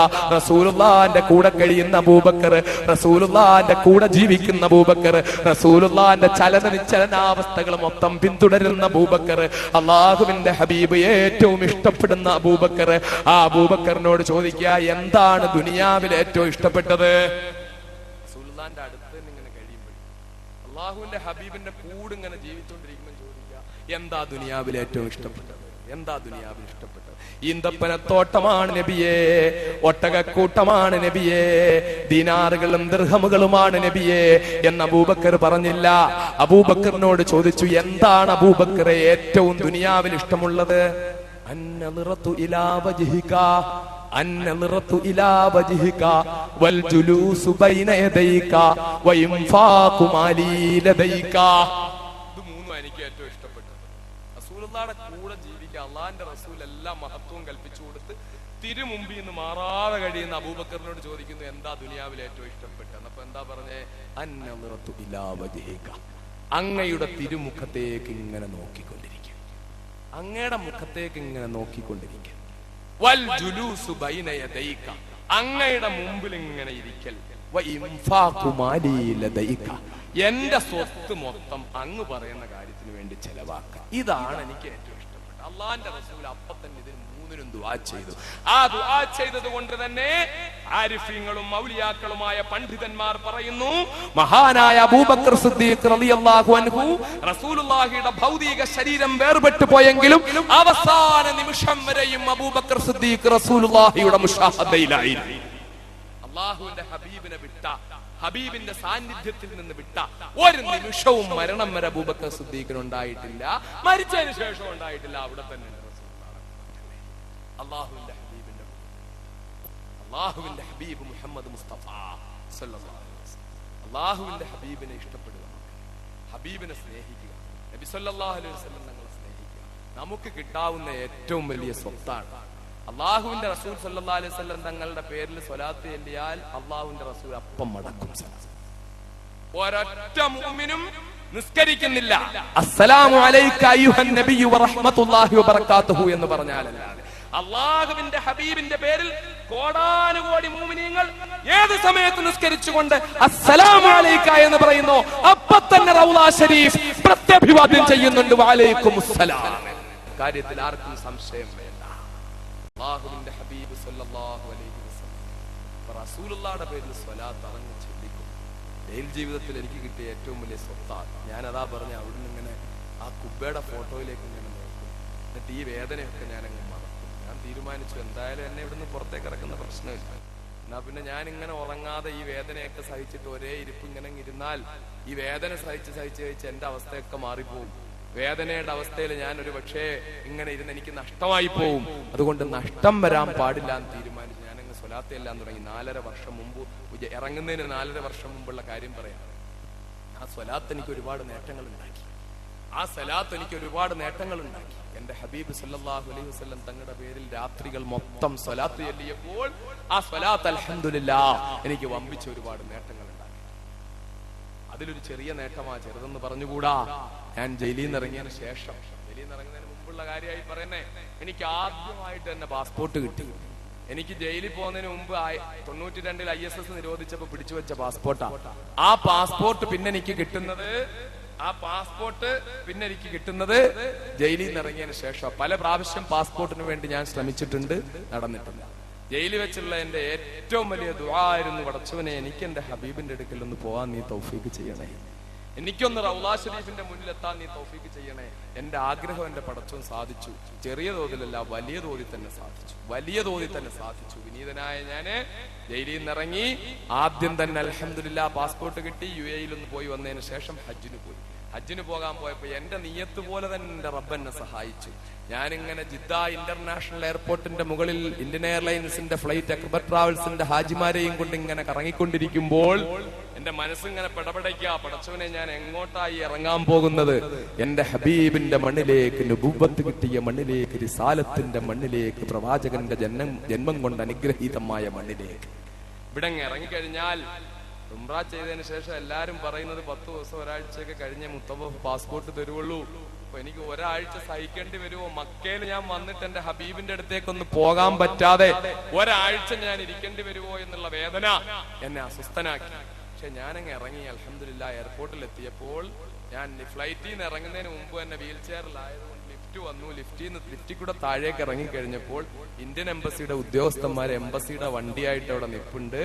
അവരെന്റെ പാസ്പോർട്ട് വാങ്ങിച്ചു. 1-2 മിനിറ്റുകൾ കൊണ്ട് ഫോർമാലിറ്റീസ് ഒക്കെ തീർത്ത് പെട്ടെന്ന് തന്നെ വണ്ടിയിൽ കയറ്റി നേരെ കൊണ്ടുവന്ന് മക്കയിൽ ഇലാഫ് കിന്ത ഹോട്ടൽ, അക്ബർ ട്രാവൽസ് തയ്യാറാക്കിയിരുന്ന ഹോട്ടലിൽ കൊണ്ടുവന്ന് എന്നെ ഇറക്കി. പാസ്പോർട്ട് എന്റെ കയ്യിലേക്ക് തന്നു. പാസ്പോർട്ട് തന്നിട്ട് എന്നോട് പറഞ്ഞു, ഞങ്ങൾ നിങ്ങളെ ഇന്ത്യൻ മോനെ പറയാം, ബക്കറ്റിട്ട ആളുകളെ ഏറ്റവും ചെറുതേ എടുക്കുള്ളൂ, 50 പൈസ അതേ എടുക്കുള്ളൂ. അപ്പോ ഞാൻ പറയാം, സമയം തരാം. പാസ്പോർട്ട് എന്റെ കയ്യിലേക്ക് ഇങ്ങ് തന്നു. എന്നിട്ട് പറഞ്ഞു, ശ്രദ്ധിക്കണേ, എന്നിട്ട് പറഞ്ഞു, വേണേ ബാക്കിൽ വേണേ പൊയ്ക്കോ മോനെ കേട്ടോ, ഇങ്ങ ഇടയ്ക്ക് കയറാതെ ബാക്കിൽ കൂടെ പോയി അവിടെ ബക്കറ്റ് എടുത്ത് നടത്തിട്ടു ബാക്കിലേക്ക് സ്ത്രീകളുടെ അടുത്തൊക്കെ പൊയ്ക്കും. അങ്ങനെ പാസ്പോർട്ട് തന്നിട്ട് പറഞ്ഞു, നിങ്ങളെ ഇന്ത്യൻ എംബസിയുടെ ഗസ്റ്റായിട്ട് ഞങ്ങൾ ഇതിനകത്ത് അടിച്ചിട്ടുണ്ട് പാസ്പോർട്ടില്. അതുകൊണ്ട് നിങ്ങൾക്ക് ഈ പാസ്പോർട്ട് കൊണ്ട് ഇന്ന് തന്നെ വേണേലും മദീനയിലോ ജിദ്ദയിലോ എവിടെ വേണേലും പോകാം. എന്നെ കാണിച്ചു എന്ന് അതിനകത്ത് അടിച്ചിരിക്കുന്നു. അൽഹംദുലില്ലാ. ഞാൻ ചോദിച്ചു, ഇന്ന് തന്നെ മദീനയിൽ പോകാൻ പറ്റുമോ? ഇന്ന് തന്നെ പോകാൻ പറ്റും. പക്ഷെ അന്ന് എനിക്ക് കഴിഞ്ഞില്ല, രാത്രിയായി പോയി. ഉംറയൊക്കെ കഴിഞ്ഞപ്പോൾ പിറ്റേന്ന് ഉച്ചയ്ക്ക് വാഹനം വന്നു. ഞാൻ എന്റെ ഹബീബിന്റെ അടുക്കലേക്ക് പോയി. ഞാനിത് പല സദസ്സുകളിലും പറയാറുള്ളതാ, ഒരുപക്ഷെ പലരും ഇത് കേട്ടിട്ടുള്ളതുമായിരിക്കും. എന്നാലും ഞാനിത് പറയുന്നത് എന്റെ ഹബീബുമായിട്ടുള്ള ബന്ധം, നമ്മുടെ ഹബീബുമായിട്ടുള്ള ബന്ധം അതൊന്ന് ഊഷ്മളമാകട്ടെ എന്ന് കരുതി പറയുകയാ. വിനീതനായ ഞാൻ ആ രാത്രിയിൽ ഇങ്ങനെ വൈകുന്നേരം ഇങ്ങനെ പുറപ്പെട്ടു, ഉച്ചയ്ക്ക് ശേഷം പുറപ്പെട്ടു മദീനയിലേക്ക് പോവുകയാ. മദീനയിലേക്ക് എത്തിയപ്പോഴേ പാതിരാത്രിയായി. പാതിരാത്രിയാകുമ്പോൾ മദീനയിലേക്ക് ചെന്ന് പരിശുദ്ധമായ മസ്ജിദുൻ നബവിയുടെ മുനാരങ്ങൾ അങ്ങനെ കണ്ടതോടെ എന്റെ ഹൃദയത്തിൽ അങ്ങനെ ഒരുപാട് വികാരങ്ങളുടെ വേലിയേറ്റമുണ്ടായി. പരിശുദ്ധമായ മസ്ജിദുൻ നബവിയുടെ മുനാരങ്ങൾ കാണാൻ തുടങ്ങിയതോടെ ഞാൻ അസ്സലാത്തു വസ്സലാമു അലൈക യാ സയ്യിദി യാ റസൂലല്ലാഹ് ഖുദ് ബിയദി ഖല്ലത് ഹീലതി അദ്രിക്നി മുറാദി എന്ന് ഞാൻ ചെറുപ്പം മുതൽ എന്റെ വേദികളിലും അല്ലാതെയും ഓതാറുള്ള സ്വലാത്ത് ചൊല്ലാൻ തുടങ്ങി. സ്വലാത്ത് ചൊല്ലി ആ പച്ചക്കുബ്ബ കണ്ണിൽപ്പെട്ടതോടുകൂടി എന്റെ ഹൃദയത്തിന്റെ പിടപെടപ്പൻ വർദ്ധിക്കാൻ തുടങ്ങി. പരിശുദ്ധമായ റൗളാ ഷരീഫിന്റെ തൊട്ടടുത്തുള്ള ഒരു മലയാളിയുടെ ഫ്ളാറ്റിൽ കയറിയിട്ട് വളരെ പെട്ടെന്ന് തന്നെ ഞാൻ വസ്ത്രങ്ങളെല്ലാം മാറ്റി കുളിച്ച് ഏറ്റവും നല്ല ജുബ്ബയെടുത്തിട്ട് ഏറ്റവും നല്ല മുണ്ടുടുത്ത് ഏറ്റവും വിലപിടിപ്പുള്ള സുഗന്ധമുള്ള അത്തർ പുരട്ടി എന്റെ ഹബീബിന്റെ അടുക്കലേക്ക് പോകാനാണല്ലോ. എന്റെ വീൽ ചെയർ മസ്ജിദുൻ നബവിയുടെ മുന്നിലൂടെ ഓടുകയാണ് ബാബുസലാമിന്റെ അടുക്കലേക്ക്. ഇപ്പോൾ എനിക്ക് റസൂലുള്ളാഹിന്റെ അടുക്കലെത്താൻ പറ്റും. എന്റെ ഹബീബിന്റെ തിരുമുന്നിൽ പോയി സലാം പറയാൻ പറ്റും. ആ സന്തോഷത്തോടു കൂടി ഞാൻ ഇങ്ങനെ പോയി ബാബുസലാമിന്റെ അടുക്കലേക്ക് എത്തിയപ്പോൾ അല്ലാഹുവേ, എന്റെ എല്ലാ സ്വപ്നങ്ങളും തകരുന്ന കാഴ്ചയാണ് ഞാൻ അവിടെ കണ്ടത്. 10,000 ബാബുസലാമിന്റെ മുമ്പിൽ ആ രാത്രിയിൽ തിങ്ങി നിറഞ്ഞു നിൽക്കുകയാ. അകത്തെല്ലാം ഒരു മണ്ണ് പോലും നുള്ളിയിടാൻ സ്ഥലമില്ല എന്ന് പറയാറുള്ളത് അന്വർത്ഥമാക്കുന്നത് പോലെ ഒരു മണ്ണിടാൻ സ്ഥലമില്ലാത്ത പോലെ തന്നെ 1000 അകത്ത് തിങ്ങി നിറഞ്ഞിരിക്കുകയാ. ഒരാളെപ്പോലും വാതിലിന്റെ അടുത്തേക്ക് അടുപ്പിക്കുന്നത് പോലുമില്ല. എന്നോടൊപ്പം ഉണ്ടായിരുന്ന മസ്ജിദുൻ നബവിയുടെ തൊട്ടടുത്തൊരു പള്ളിയിൽ ഇമാമായിട്ടുള്ള എന്റെ ഭാര്യ സൂഫിയായുടെ സഹോദരനുണ്ട്, മുഹമ്മദ് ഇസ്ഹാഖ് ഹാഫിള്. അയാളും എന്റെ കൂടെ ഉണ്ടായിരുന്നു. അയാൾ അവിടെ ചെന്ന് മുത്തവ്വമാരോടും പോലീസുകാരോടൊക്കെ ഒന്ന് പറഞ്ഞു നോക്കി. എന്നെ ഒന്ന് അകത്ത് കയറ്റാൻ ആരും അനുവദിക്കുന്നില്ല. എന്റെ അടുക്ക വന്നിട്ട് പറഞ്ഞു, ഒരു രക്ഷയുമുണ്ടെന്ന് തോന്നുന്നില്ല, അകത്ത് കയറാൻ പറ്റുമെന്ന് ഈ രാത്രിയിൽ പറ്റുമെന്ന് തോന്നുന്നില്ല, എങ്ങനെങ്കിലും ഒന്ന് കടത്തിവിട്ടെങ്കിൽ പടച്ചവനെ, എന്റെ ഹബീബിന്റെ തൊട്ടടുത്ത് വരെത്തിയിട്ട് എനിക്ക് മുന്നിലേക്കൊന്ന് ചെല്ലാൻ പറ്റാതെ പോകുമോ? എനിക്ക് എനിക്കൊന്ന് സലാം പറയാൻ പറ്റാതെ പോകുമോ? വല്ലാത്ത മനോവേദനയോടെ ഞാൻ എങ്ങനെ നിൽക്കുമ്പോൾ പെട്ടെന്ന് അയാൾക്ക് പരിചയമുള്ള ഒരാളെ അയാൾ കണ്ടു. ഒരു ഉയർന്ന ഉദ്യോഗസ്ഥനാ. അയാളുടെ അടുക്കലേക്ക് നേരെ പോയിട്ട് കുറെ സമയം സംസാരിച്ചു കഴിഞ്ഞപ്പോൾ അയാൾ എന്റെ അടുക്കലേക്ക് വന്നു. എന്നിട്ട് എന്നോട് എന്റെ കാല് കാണണമെന്ന് പറഞ്ഞു. ഞാൻ എന്റെ കാല് ഉയർത്തി കാണിച്ചു കൊടുത്തു. ഞാൻ കൃത്രിമക്കാല് ഫിറ്റ് ചെയ്തിരിക്കുന്നത് കണ്ടപ്പോൾ അയാൾക്ക് വല്ലാത്ത ഹൃദയവേദനയുണ്ടായി. അയാൾ എന്നോട് പറഞ്ഞു, ഞാൻ ജയിലിൽ കിടന്നതും കാല് പോയതും എല്ലാ കഥയും എന്റെ അളിയൻ പറഞ്ഞു കൊടുത്തിരിക്കയാ, എന്നോട് വരൂ എന്ന് പറഞ്ഞ് എന്നെ കൂട്ടിക്കൊണ്ടുപോയി. അൽഹംദുലില്ലാഹ് അകത്തേക്ക് കയറിക്കൊള്ളാൻ എന്നോട് പറഞ്ഞു. വീൽ ചെയർ കയറ്റാൻ കഴിയില്ല. വീൽ ചെയർ എവിടെ ഇട്ടെന്ന് പോലും ശ്രദ്ധിക്കാതെ കിട്ടിയ അനുവാദവുമായിട്ട് ഞാനത് അകത്തേക്ക് പോവുകയാണ്. ആരുടെയൊക്കെയോ പെടലിയിൽ പിടിച്ചും പലരെയും ചവിട്ടിയും ഞാൻ മുന്നോട്ട് പോയിക്കൊണ്ടിരിക്കുകയാ. എന്റെ ഹബീബിന്റെ അടുക്കലേക്കൊന്നെത്താനുള്ള മോഹത്തില് എന്റെ പ്രിയപ്പെട്ട സഹോദരന്മാരെ, എന്റെ ജീവിതത്തിൽ അള്ളാഹുവിനെ മുൻനിർത്തി പറയുകയാ. 1992 ആഗസ്റ്റ് മാസം 6-ാം തീയതി എന്റെ വലത് കാല് നഷ്ടപ്പെട്ടതിന് ശേഷം എന്റെ കാല് പോയല്ലോ എന്നൊരുപാട് ഞാൻ ദുഃഖിച്ചിട്ടില്ല. പക്ഷെ എനിക്ക് ഏറ്റവും അധികം കാല് പോയതിൽ ദുഃഖം തോന്നിയത് പരിശുദ്ധമായ കഅബാലയത്തിന്റെ മുന്നിലെത്തിയപ്പോൾ എന്റെ കൂടെ ഉണ്ടായിരുന്ന എല്ലാവരും കഅബാലയത്തിന് ചുറ്റും ഓടി നടന്ന് തവാഫ് ചെയ്യുമ്പോൾ, ആയിരങ്ങൾ തവാഫ് ചെയ്യുമ്പോൾ എനിക്ക് കഅബാലയത്തിന്റെ പുറത്തൊന്ന് കാല് ചവിട്ടി തവാഫ് ചെയ്യാൻ പറ്റുന്നില്ലല്ലോ. വീൽ ചെയറിൽ എന്നെ ഉരുട്ടുന്നതിനനുസരിച്ച് ഉരുളാനല്ലാതെ അള്ളാഹുവിന്റെ ഹബീബ് പറഞ്ഞതാണല്ലോ, ഒരു പാദങ്കാല് കഅബയുടെ മുന്നിൽ വെച്ചിട്ടൊന്ന് തവാഫ് ചെയ്യാൻ. ആ പാദങ്കാല് ചവിട്ടുന്നതോടെ പാപങ്ങൾ പൊറുക്കപ്പെടും എന്ന്. ആ പാദങ്കാലൊന്ന് ചവിട്ടി കിട്ടാനുള്ള ഭാഗ്യം എനിക്കില്ലാതെ പോയല്ലോ എന്നോർത്ത് ഞാൻ അവിടെ നിന്ന് എന്റെ കാല് പോയതിൽ വേദനിച്ചു. അതുപോലെ തന്നെ വീണ്ടും ഞാൻ എന്റെ നാഥനെ സാക്ഷിയാക്കി പറയുകയാ, എന്റെ കാല് നഷ്ടപ്പെട്ടതിൽ എനിക്ക് ഏറ്റവും സന്തോഷം തോന്നിയ നിമിഷമായിരുന്നു റൗളാ ശരീഫിന്റെ തിരുമുന്നിൽ വെച്ച് ആയിരങ്ങൾ കാലുള്ളവരവിടെ നിന്നിട്ട് 2 കാലുള്ളവരിൽ നിന്ന് ഒന്ന് കയറാൻ വേണ്ടി കെഞ്ചിയിട്ട് വിടാതിരിക്കുമ്പോൾ എനിക്കൊരു കാലില്ലാത്തതിന്റെ പേരിൽ കയറിക്കോളൂ എന്ന് പറഞ്ഞ ആർദ്ധരാത്രി ഉണ്ടല്ലോ. അള്ളാഹുവേ, എനിക്ക് നീ ഒരു കാല് നഷ്ടപ്പെട്ടത് പെടുത്തിയതിന്റെ മഹത്വമാണല്ലോ ഇത്. ഒരു കാലില്ലാത്തത് കൊണ്ടാണല്ലോ ഈ രാത്രിയിൽ എനിക്ക് കയറാൻ പറ്റിയത്. ഞാൻ വളരെ സന്തോഷപ്പെട്ടു പോയി കാല് നഷ്ടപ്പെട്ടതിന്റെ പേരിൽ. എന്റെ പ്രിയപ്പെട്ട സഹോദരങ്ങളെ, അങ്ങനെ എന്റെ ഹബീബിന്റെ തിരുമുന്നിൽ ഞാനെത്തി. എന്റെ റസൂലുള്ളാഹിന്റെ റൗളയുടെ മുന്നിൽ ഞാനെത്തി.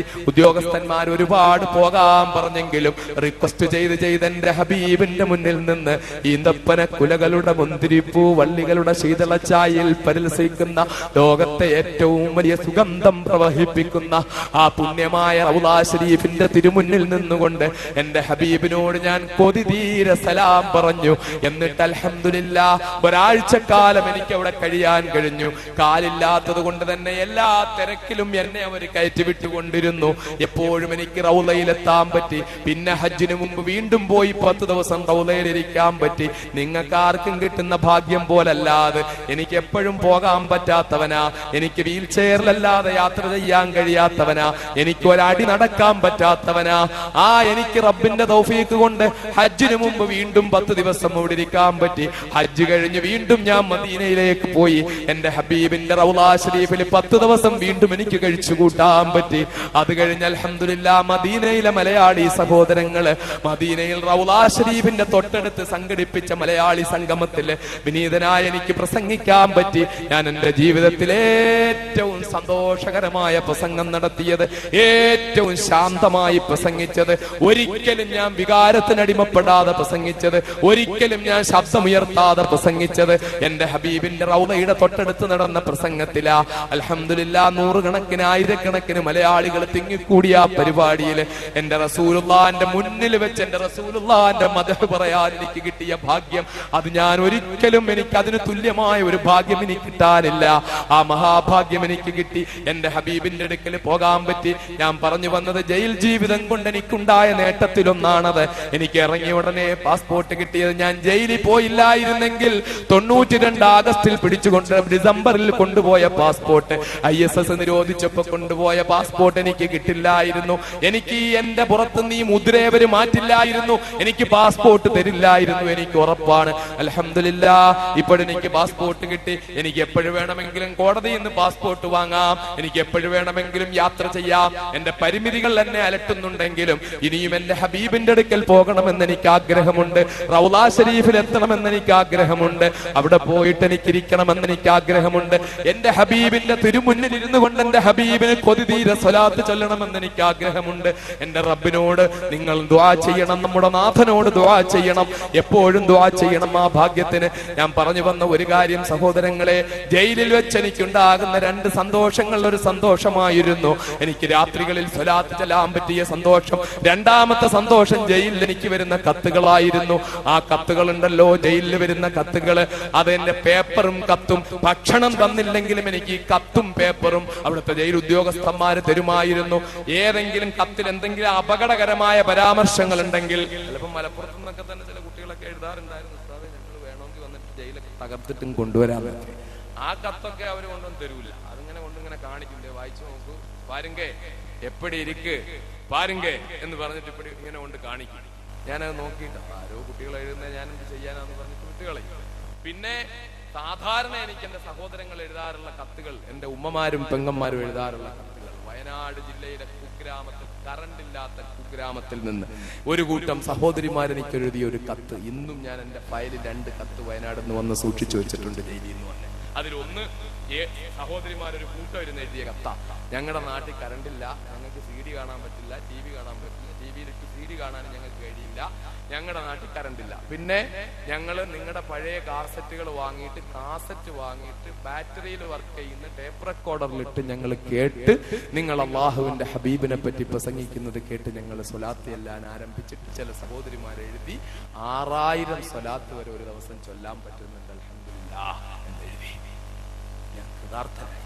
ഒരു സഹോദരി എഴുതി അള്ളാഹുവിന്റെ ഹബീബിന്റെ പേരിൽ സ്വലാത്ത് ചൊല്ലാനും നിസ്കരിക്കാനും തഹജ്ജുദ് നിസ്കരിക്കാനും ഒക്കെ എനിക്ക് പ്രേരണയായി നിങ്ങളുടെ പ്രസംഗം. അൽഹംദുലില്ലാഹ്, ഞാൻ ഒരു ദിവസം ഹബീബായ നബി മുഹമ്മദ് മുസ്തഫ സല്ലല്ലാഹു അലൈഹി വസല്ലം തങ്ങളെ തഹജ്ജുദിന് തൊട്ടു മുമ്പ്, ഞാൻ തഹജ്ജുദിന് എഴുന്നേൽക്കണമെന്ന നിയ്യത്തോടെ കിടന്ന് തഹജ്ജുദിന് തൊട്ടു മുമ്പ് ഞാൻ എന്റെ ഹബീബിനെ സ്വപ്നത്തിൽ കണ്ടു എന്ന് പറഞ്ഞൊരു സഹോദരി എനിക്ക്. എന്തൊരു അനുഗ്രഹമാണ്, എന്തൊരു ഭാഗ്യമാണ്. കരണ്ടെത്താത്ത ഗ്രാമത്തിൽ, കരണ്ട് ഉള്ളതുകൊണ്ടാണല്ലോ നമുക്ക് എപ്പോഴും വേറെ ജോലിയുള്ളത്. അതുകൊണ്ടാണല്ലോ നമ്മുടെ TV-യിൽ നമ്മൾ പലതും ഇട്ട് കാണുന്നത്. കറണ്ട് ഇല്ലാത്തതുകൊണ്ട് അവർക്ക് ഒന്നും വേണ്ടി വന്നില്ല, അവർ ഈ കാസറ്റ് മാത്രം ഇട്ട് കേട്ടു. അവർ റസൂലുള്ളാഹിയുടെ പേര് സ്വലാത്ത് എല്ലാം തുടങ്ങി. എത്ര ചെറുപ്പക്കാരൻ കേട്ടു. ഞാൻ മദീനയിൽ പോകുമ്പോഴേ റൗള ഷരീഫിന്റെ മുമ്പിൽ മലപ്പുറം ജില്ലയിലെ മിടുക്കനായ ഒരു ചെറുപ്പക്കാരൻ ഓടി എന്റെ അടുക്കലേക്ക് വന്നു.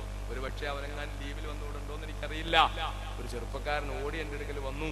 എന്നിട്ട് എന്റെ അടുക്കൽ പറഞ്ഞു, ഉസ്താദേ, ഞാൻ നാട്ടിൽ വളരെ മോശമായിട്ട് നടന്നതാ, ഒരൊറ്റ സിനിമ ഞാൻ വിടാറില്ല, നിങ്ങൾ ജയിലിൽ പോകുന്നതിന് മുമ്പ് നിങ്ങളുടെ ഒരൊറ്റ പ്രസംഗവും ഞാൻ കേട്ടിട്ടില്ല, ഞാൻ പ്രസംഗത്തിന് വന്നിട്ടില്ല. പക്ഷെ നിങ്ങൾ ജയിലിൽ പോയതിന് ശേഷം ഞാൻ നിങ്ങളുടെ പ്രസംഗം കേൾക്കാൻ തുടങ്ങി. ആ പ്രസംഗം കേട്ട് അവസാനം എനിക്ക് റസൂലുള്ളാഹിയുടെ പേര് സ്വലാത്ത് ചെല്ലണോ എന്നുള്ള വല്ലാത്ത ആഗ്രഹം ഉണ്ടായി. ഞാൻ സ്വലാത്ത് അങ്ങ് ചൊല്ലാൻ തുടങ്ങി. ഞാൻ സിനിമകൾ ഒന്നും വിടാത്ത ആളായിരുന്നു. അത് ഇപ്പോഴും അങ്ങനെയൊക്കെ തന്നെ ആണല്ലോ. ഞാനേ ഈ അടുത്ത സമയത്ത് നമ്മുടെ റിട്ടയർഡ് DIG കുഞ്ഞുമൊയ്തീൻ കുട്ടി ഉണ്ട്, അയാളുടെ മകനുണ്ട് നിഷാദ്. ഞാൻ ഇന്ന് രാവിലെ എയർപോർട്ടിൽ നിന്ന് കണ്ടുകൊണ്ട് ഡൽഹിക്ക് പോകാൻ വേണ്ടി ഇരിക്കുന്നത്. ഞാൻ മംഗലാപുരത്തേക്ക് പോകാൻ പോകും, കൊച്ചിയിൽ നെടുമ്പാശ്ശേരി. അപ്പൊ അവനോട് ഞാൻ റമളാനില് എന്നെ വിളിച്ചു ഒരു ദിവസം. അപ്പൊ അവനാണ് ആയുധം സിനിമ സംവിധാനം ചെയ്യുന്നത്. ഞാൻ ചോദിച്ചു, എങ്ങനെയുണ്ട് മോനെ, സിനിമയൊക്കെ ഓടുന്നുണ്ടോ? സിനിമ സംവിധാനം ചെയ്യുന്ന ആളാകുമ്പോൾ അവനോട് അതാണല്ലോ ചോദിക്കണ്ടേ, സിനിമ എങ്ങനെയുണ്ട്, ഓടുന്നുണ്ടോ എന്ന് ചോദിച്ചു. ഒരു പ്രത്യേക പ്രമേയമൊക്കെ വെച്ച് അവതരിപ്പിച്ചതാണ്, ആരും കാണാൻ വേണ്ടി പറയല്ല. ആ ഒരു പ്രമേയം അതിലുണ്ട് എന്ന് ഞാൻ പത്രത്തിൽ വായിച്ചു. അപ്പൊ ഞാൻ ചോദിച്ചു, നിന്റെ സിനിമ ഉഷാറാന്ന് കേൾക്കുന്നല്ലോ, എന്താ നിനക്ക് നന്നായി ഓടുന്നുണ്ടോ? നല്ല ഓടിക്കൊണ്ടിരുന്ന ഉസ്താദേ, റമളാൻ ആയപ്പോ ഒന്ന് ഡിമ്മായി. എന്നിട്ട് അവൻ ഉടനെ പറഞ്ഞു, പക്ഷെ പ്രശ്നമില്ല, ഇൻഷാ അല്ലാഹ് പെരുന്നാളോട് അത് പരിഹരിക്കുമെന്ന് എനിക്ക് ഉറപ്പുണ്ട്. ആരാത് കാണുന്നത്? അവന് മറ്റെല്ലാ ജില്ലയിൽ നിന്നും കൂടി കിട്ടിയ കളക്ഷനേക്കാൾ കൂടുതൽ മലപ്പുറം ജില്ലയിൽ നിന്ന് കിട്ടി. ആരാ കാണുന്നത്? ഞാൻ ഒരു ദിവസം ഇപ്പൊ അടുത്ത് കാസർഗോഡ് നിന്ന് ഒരു പരിപാടി കഴിഞ്ഞിട്ടാന്ന് തോന്നുന്നു, ഇങ്ങനെ രാത്രിയിൽ പൊക്കൊണ്ടിരിക്കും. പൊന്നാനിയിൽ റോഡ് സൈഡിൽ കൂടി ഇങ്ങനെ പോവാ. അപ്പോൾ ഉണ്ട് പൊന്നാനിയിലെ റോഡ് സൈഡിൽ രാത്രിയിൽ ഒരു 1-1:30 മണി 1 മണിയൊക്കെ ആവുമ്പോൾ ഭയങ്കര തിരക്ക്. രാത്രി എന്താ ഈ അർദ്ധരാത്രി സമയത്ത് തിരക്ക്. ഏതെങ്കിലും ദുആ സമ്മേളനമോ പരിപാടിയോ വല്ലതും ഉണ്ടോ എന്ന് പറഞ്ഞ് ഞാനിങ്ങനെ നോക്കുമ്പോ എന്റെ വണ്ടിയൊക്കെ കണ്ടിട്ട് അടിക്കുന്നു, മുട്ടുന്നു, സലാം പറയുന്നു, കൈകൊണ്ട് വീശുന്നൊക്കെ ചെയ്യുന്നു. ഞാനിങ്ങനെ ശ്രദ്ധിച്ചു നോക്കുമ്പോ എന്താ, പരുന്ത് റിലീസാവുക. പാതിരാത്രിക്ക് ശേഷമാണ് റിലീസായി. 2 പോരിശ, ഒന്ന് പരുന്തിന്റെ പോരിശ, പിന്നെ അർദ്ധരാത്രിക്ക് ശേഷം ഇജാബത്തുള്ള സമയത്ത് ഇറങ്ങുന്നതിന്റെ പോരിശ. നിൽക്കുന്ന ആരാ? പൊന്നാനിയിൽ നിൽക്കുന്ന ആരാ? എന്താ മലപ്പുറം ജില്ലയുടെ മക്കൾ ഇപ്പോഴും ഇങ്ങനെ തന്നെ തുടരുന്നത്? എന്താ എന്റെ പ്രിയപ്പെട്ട അനുജന്മാർ ഇപ്പോഴും സിനിമാ ഭ്രാന്തന്മാരായി കഴിയുന്നത്? എന്തുകൊണ്ടാ മലപ്പുറം ജില്ലയിൽ കഴിഞ്ഞതിന്റെ അങ്ങേ പ്രാവശ്യവും കഴിഞ്ഞ പ്രാവശ്യവും പുതുവർഷ പുലരിയിൽ ഏറ്റവും അധികം ബിവറേജ് കോർപ്പറേഷൻ മദ്യം വിറ്റത് മലപ്പുറം ജില്ലയിലല്ലേ? എന്തുകൊണ്ടാ? കഴിഞ്ഞ പ്രാവശ്യം, കഴിഞ്ഞതിന്റെ അങ്ങേ പ്രാവശ്യം മലപ്പുറം ജില്ലയിലെ തിരൂര് ഏറ്റവും അധികം ചില്ലറ വിൽപ്പനശാലകളിൽ മദ്യം വിറ്റത് മലപ്പുറം ജില്ലയിലെ തിരൂര. എന്നിട്ട് ഞാൻ ഉൾപ്പെടെ പലരും പ്രസംഗിച്ചു, ഞാനും കോഴിത്തലയിൽ പ്രസംഗിച്ചു. തിരൂരുകാരെന്താ ഇങ്ങനെ? തിരൂരത്തെ മക്കൾ, വാഗൺ ട്രാജഡിയുടെ ഒക്കെ ചരിത്രം ഉൾക്കൊള്ളുന്ന തിരൂരത്തെ മക്കൾ എന്താ ഇങ്ങനെ? നിങ്ങൾ എന്താണ് ചില്ലറ വിൽപ്പനശാലകളിൽ ഏറ്റവും 2ാം സ്ഥാനത്ത് 1ാം സ്ഥാനം ചാലക്കുടിയും 2ാം സ്ഥാനം തിരൂരുമാണല്ലോ, ഇത് തിരുത്തണം മക്കളെ എന്ന് പറഞ്ഞു. കഴിഞ്ഞ പുതുവർഷ പുലരിയായപ്പോൾ തിരുത്താൻ അവരെ തീരുമാനിച്ചു, 1ാം സ്ഥാനത്ത് അവരെത്തി. മാത്രം ചെയ്യല്ല മക്കളെ, ചിന്തിക്കണേ. എന്തുകൊണ്ടാ മലപ്പുറത്തിന്റെ മക്കൾ ഇങ്ങനായി പോകുന്നത്? എന്തുകൊണ്ടാ ഏത് വൃത്തികെട്ട വേഷമിറങ്ങിയാലും ആദ്യം ആ ജീൻസ് ഇടുന്നത് മലപ്പുറത്തെ ചെറുപ്പക്കാരാ? ഏത് വൃത്തികെട്ട ഹെയർ സ്റ്റൈൽ ഉണ്ടായാലും ആദ്യം അതുണ്ടാകുന്നത് മലപ്പുറത്തെ മുസ്ലിം ചെറുപ്പക്കാരനല്ല. എന്തുകൊണ്ടാ മലപ്പുറത്തെ മുസ്ലിം ചെറുപ്പക്കാരൻ ഇങ്ങനായി പോകുന്നത്? എന്തുകൊണ്ടാണ് അവൻ പലിശയ്ക്ക് അടിമപ്പെടുന്നത്? എന്തുകൊണ്ടാണ് അവൻ സിനിമയ്ക്ക് അടിമപ്പെടുന്നത്? എന്തുകൊണ്ടാണ് അവൻ സിനിമാ ഭ്രാന്തനാകുന്നത്?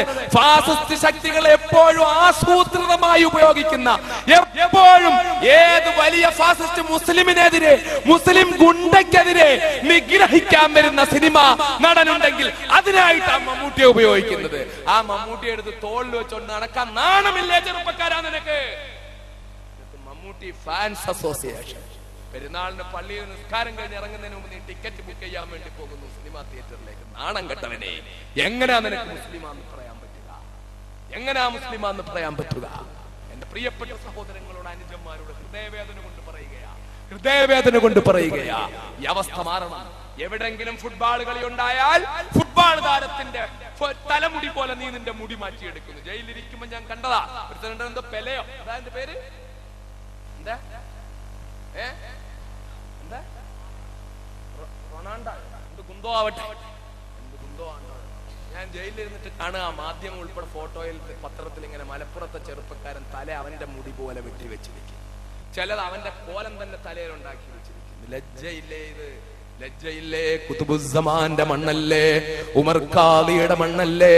ചേറൂർ ശുഹദാക്കളുടെ മണ്ണല്ലേ? മലപ്പുറം ശുഹദാക്കളുടെ മണ്ണല്ലേ? മഹാന്മാരായ എത്രയോ ഉലമാക്കൾ നേതൃത്വം കൊടുത്ത മണ്ണല്ലേ?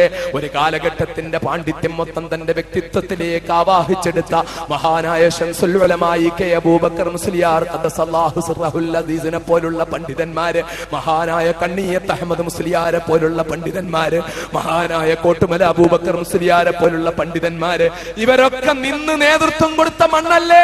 എത്ര കണക്കിന് ആയിരക്കണക്കിന് മദ്രസകളുള്ള, 10,000-കണക്കിന് മുതഅല്ലിമീങ്ങളുള്ള, 100-കണക്കിന് പള്ളി ദർസുകളുള്ള, അറബി കോളേജുകളുള്ള ഈ മണ്ണില് അവരെല്ലാം ദീനിന്റെ വാഹകരായിട്ട് ഇങ്ങനെ പോകുമ്പോൾ മറുഭാഗത്ത് ചെറുപ്പക്കാരൻ ഇത്ര മോശമാകുന്നത് എന്താ പൊന്നുമോനെ? ചീട്ട് കളിക്കുന്നതിൽ മുസ്ലിം ചെറുപ്പക്കാരൻ, മദ്യപിക്കുന്നതിൽ മുസ്ലിം ചെറുപ്പക്കാരൻ, എല്ലാ വൃത്തികേടുകളിലും എല്ലാ തെറ്റായ കാര്യത്തിലും മുസ്ലിം ചെറുപ്പക്കാരൻ. എവിടെങ്കിലും ഫുട്ബോൾ കഴിഞ്ഞാൽ കടന്നാൽ മലപ്പുറത്താണ് ജ്വരം, ഫുട്ബോളിന്റെ ജ്വരം. എവിടെങ്കിലും ഏത് വൃത്തികേടുണ്ടായാലും ഇവിടാണ് ജ്വരം. അവസാനിപ്പിക്കണം മക്കളെ, അവസാനിപ്പിക്കണം മക്കളെ. മഹാനായ അഷ്റഫുൽ ഖൽഖ് മുഹമ്മദ് മുസ്തഫ സല്ലല്ലാഹു അലൈഹി വസല്ലം തങ്ങളുടെ പ്രിയപ്പെട്ട ഉമ്മത്തികളാ, അല്ലാഹുവിന്റെ ഹബീബിന്റെ ഉമ്മത്തികളാ, അല്ലാഹുവിന്റെ ഹബീബിന്റെ മുന്നിൽ നാളെ പോയി നിൽക്കേണ്ടതാ. പരിശുദ്ധമായ മരണത്തിന് ശേഷം മഹ്ശറയിലേക്ക് ചെല്ലുമ്പോൾ പരിശുദ്ധമായ ശഫാഅത്ത് കിട്ടാതെ പോയാൽ, അല്ലാഹുവിന്റെ ഹബീബ് കാണുമ്പോൾ തലതിരിച്ചു കളഞ്ഞാൽ പിന്നെന്താ മക്കളെ ഈ ജീവിതം കൊണ്ടൊരു പുണ്യം? താന്റെ റസൂലിന്റെ അടുക്കലേക്ക് ചെല്ലുമ്പോൾ റസൂലുള്ള അങ്ങ് തലതിരിച്ചു കഴിഞ്ഞാൽ എന്താ അവസ്ഥ? അതുകൊണ്ട് ഹബീബായ നബി സല്ലല്ലാഹു അലൈഹി വസല്ലം തങ്ങളുടെ പ്രിയപ്പെട്ട ഉമ്മത്തികളായ ലോകത്ത് ഏറ്റവും കൂടുതൽ മുസ്ലിങ്ങളുള്ള ജില്ല മക്കളെ മലപ്പുറം ജില്ല. ലോകത്ത് ഈ മലപ്പുറം ജില്ല ഫാസിസ്റ്റ് ശക്തികളും സാമ്രാജ്യത്വ ശക്തികളും ഇവിടെ കീഴടക്കാൻ അനുവദിക്കരുത് മക്കളെ. സാമ്രാജ്യത്വ ശക്തികളുടെ ദുഷിച്ച പ്രവർത്തനങ്ങൾ മലപ്പുറം ജില്ലയിൽ നടക്കുന്നുണ്ട്. അതിന് പലരും അറിയാതെ അടിമപ്പെടുന്നുണ്ട്. മലപ്പുറത്തെ പലരും ടാർഗറ്റ് ചെയ്തിട്ടുണ്ട്. അതിന് നിന്നുകൊടുക്കാതെ തഖ്വ കൊണ്ട്, തൗഹീദ് കൊണ്ട് വാരിയൻകുന്നത്ത് കുഞ്ഞഹമ്മദാജിയും ആലി മുസ്ലിയാരും മമ്പുറം തങ്ങളും നേരിട്ടതുപോലെ ഫാസിസ്റ്റ് ശക്തികളെ നേരിടാൻ, അതുപോലെ സാമ്രാജ്യത്വ ശക്തികളെ നേരിടാൻ നമ്മൾ ചങ്കുറപ്പ് നേടണം. നമ്മൾ ചങ്കുറപ്പ് നേടണം, തഖ്വയുള്ളവരാകണം, ഈമാനുള്ളവരാകണം. എന്റെ ശബ്ദം കേൾക്കുന്ന ചെറുപ്പക്കാരോട് പറയുക, ഇനിയും നീ തിയേറ്ററിൽ പോവല്ലേ. അതിനകത്തിരിക്കുമ്പോ ശ്വാസം മുട്ടി അങ്ങ് ചത്തുപോയാൽ നിനക്ക് ഈമാനോടെ മരിക്കാൻ പറ്റുമോ? അതിനകത്തിരിക്കുമ്പോ അതങ്ങ് ഇടിഞ്ഞു വീണു പോയാൽ, അതിന് തീ പിടിച്ചു പോയാൽ എന്താ നിന്റെ അവസ്ഥ? പടച്ച തമ്പുരാൻ കാത്തുരക്ഷിക്കുമാറാകട്ടെ. അതുകൊണ്ട് എന്റെ പ്രിയപ്പെട്ട അനുജന്മാരെ, ഒന്നിനും വേണ്ടിയല്ല, ഒരു പ്രതാപത്തിനും വേണ്ടിയല്ല, 10 കൊല്ലം ജയിലിൽ കിടന്നിട്ട് വന്ന് എപ്പോഴാ ഈ ബൾബ് ഫീസാകുന്നത് എനിക്കറിയില്ല. ഒരു കാലം അന്ന് ശംഖുമുഖത്ത് വെച്ച് കൊടിയേരി ബാലകൃഷ്ണനെയും ബേബിയെയും പ്രേമേന്ദ്രനെയും ഊരി കാണിച്ച ആ കാല ഇപ്പോഴും ഇട്ടേക്കുന്നേ. 1,5 ലക്ഷം രൂപ ചെലവാക്കി പുതിയ കാലുണ്ടാക്കി, എന്നിട്ട് അത് ഞാൻ ഇട്ടുനോക്കി. പക്ഷെ എന്റെ മാംസമെല്ലാം പോയി, മസിൽ ഡ്രൈ ആയി ഉണങ്ങി, ഒരു കൊള്ളിക്കമ്പ് പോലെ ഇരിക്കുകയാണ് എന്റെ മുറിക്കപ്പെട്ട ഭാഗം. അവിടെ ഇതാകുമ്പോ ഇങ്ങനെ ലൂസായി കിടക്കുക. ഇതിനകത്തൊരു 10-20 ഉറ ഇങ്ങനെ ഇട്ടിട്ട്, ആ ഉറ ഇട്ടിട്ട് വെറുതെ ഇങ്ങനെ നടക്കുമ്പോൾ ബാത്റൂമിലെങ്കിലും ഒന്ന് പോകാൻ പറ്റും. മറ്റേതിട്ട് നോക്കുമ്പോ ഇവിടെ എല്ലിങ്ങനെ തള്ളിയിരിക്കുന്നത് കൊണ്ട് അത് ഇടുന്നുടനെ എന്താണ്, ആ ഭാഗം ഇങ്ങനെ തട്ടിയിട്ട് മുറിഞ്ഞു മാറിക്കൊണ്ടിരിക്കുക. അത് മുറിയുമ്പോൾ ഷുഗർ ഉള്ളത് കൊണ്ട് മുറിവ് പഴുക്കുകയാ. അതുകൊണ്ട് ഞാൻ ഈ പഴയത് തന്നെ ഇടാ, ഇനി പുതിയതൊന്നും ഇടുന്നില്ല എന്ന് തീരുമാനിച്ചിട്ട് അത് തന്നെ നിങ്ങൾ കണ്ടാൽ അത്ഭുതപ്പെട്ടു പോകും. പൊടിഞ്ഞു തകർന്നിരിക്കുന്ന ആ സാധനം തന്നെ ഇപ്പോഴും ഇട്ടേക്കുന്നത്. ഇടതുകാലത്തെ നോക്ക് നീര് വെച്ചിട്ട് അനക്കാൻ വയ്യാതെ ഞാൻ ഇങ്ങനെ മരുന്ന്, ഒരു വലിയ സോക്സ് ഒക്കെ ഇട്ട് ഇടതുകാലം അങ്ങനെ ആയിരിക്കുക. എല്ലാ രോഗങ്ങളും ഉണ്ട്. നിങ്ങളൊക്കെ പണ്ടൊക്കെ തെന്നലേക്ക് വരുമ്പോൾ തരുന്ന ഭക്ഷണമൊക്കെ നന്നായി കഴിച്ചിട്ടുണ്ട്. റമളാൻ വരെ ഞാൻ ഒരിക്കൽ ഇവിടെ വന്നിട്ടുണ്ടെന്നാ എന്റെ ഓർമ്മ. നോമ്പ് തുറക്കാനാണോ പ്രസംഗത്തിനാണോ എനിക്ക് ഓർമ്മയില്ല. ഇപ്പൊ എന്താ അവസ്ഥ? ഒന്നും കഴിക്കാൻ പറ്റൂല, ഒന്നും കഴിക്കാൻ പറ്റൂല. എന്ത് കഴിച്ചാലും ദഹിക്കൂല. ദഹിക്കാൻ ഏത് മരുന്ന് കഴിച്ചാലും ദഹിക്കൂല. അവസാനം ഹജ്ജിന് പോയപ്പോ അവിടുന്ന് ഒരു ഡോക്ടർ ഒരു മരുന്ന് തന്നു. ആ മരുന്ന് 1 സ്പൂൺ കഴിക്കാൻ പറഞ്ഞാൽ ഞാൻ 4 സ്പൂൺ കഴിച്ചാലും ഇന്ന് രാവിലെ ഞാൻ കഴിക്കുന്ന ഭക്ഷണം നാളെ രാത്രിയായാലും അത് ദഹിച്ച് അതിന്റെ ക്രമപ്രകാരം നടക്കേണ്ട പ്രക്രിയകൾ നടന്ന് മോശനായി പോവില്ല. ആ അവസ്ഥയിലൊക്കെ ഒരുപാട് അസുഖങ്ങളിലാണ്. അതുകൊണ്ട് വേറെ ഒന്നും നിങ്ങൾ കരുതുന്നത് പോലത്തെ പ്രതീക്ഷ ഒന്നും എനിക്കില്ല. എനിക്കൊരു ഒറ്റ പ്രതീക്ഷയേ ഉള്ളൂ. എന്റെ പ്രിയപ്പെട്ട അനുജന്മാരിൽ ആരെങ്കിലും ഒരാൾ ഈ ശബ്ദം കേട്ട് സിനിമ കാണൽ നിർത്തിയാൽ, മലപ്പുറത്തെ ആ പൊന്നുമോൻ എന്നോട് പറഞ്ഞതാ, ഉസ്താദേ സിനിമാ തിയേറ്ററിൽ നിന്ന് ഇറങ്ങാതെ നടന്നതാ, പക്ഷേ റബ്ബിന്റെ അനുഗ്രഹം നിങ്ങളുടെ പ്രസംഗം കേട്ട് കഴിഞ്ഞപ്പോൾ സിനിമ നിർത്തി. പിന്നെ ഞാൻ സ്വലാത്ത് ചൊല്ലാൻ തുടങ്ങി. പിന്നെ ഞാൻ 5 വഖ്ത് ജമാഅത്തായിട്ട് നിസ്കരിക്കാൻ തുടങ്ങി. അള്ളാഹുവിന്റെ ഹബീബിന്റെ പേരിൽ സ്വലാത്ത് ചൊല്ലി ചൊല്ലി ചൊല്ലി നല്ല ഒരവസ്ഥയിലേക്ക് ഞാൻ എത്തിയപ്പോൾ ഞാൻ വല്ലാതെ ദുആ ചെയ്തു, പടച്ചവനെ എന്നെ മദീനയിലെത്തിക്കണേ, എനിക്ക് എന്റെ ഹബീബിന്റെ റൗളാ ശരീഫിന്റെ മുന്നിൽ ഒന്ന് എത്തിക്കണേ എന്ന് ഞാൻ ദുആ ചെയ്യുമായിരുന്നു. അവസാനം ഞാനൊരു വിസയ്ക്ക് കൊടുത്തിരുന്നു സൗദിയിലെ.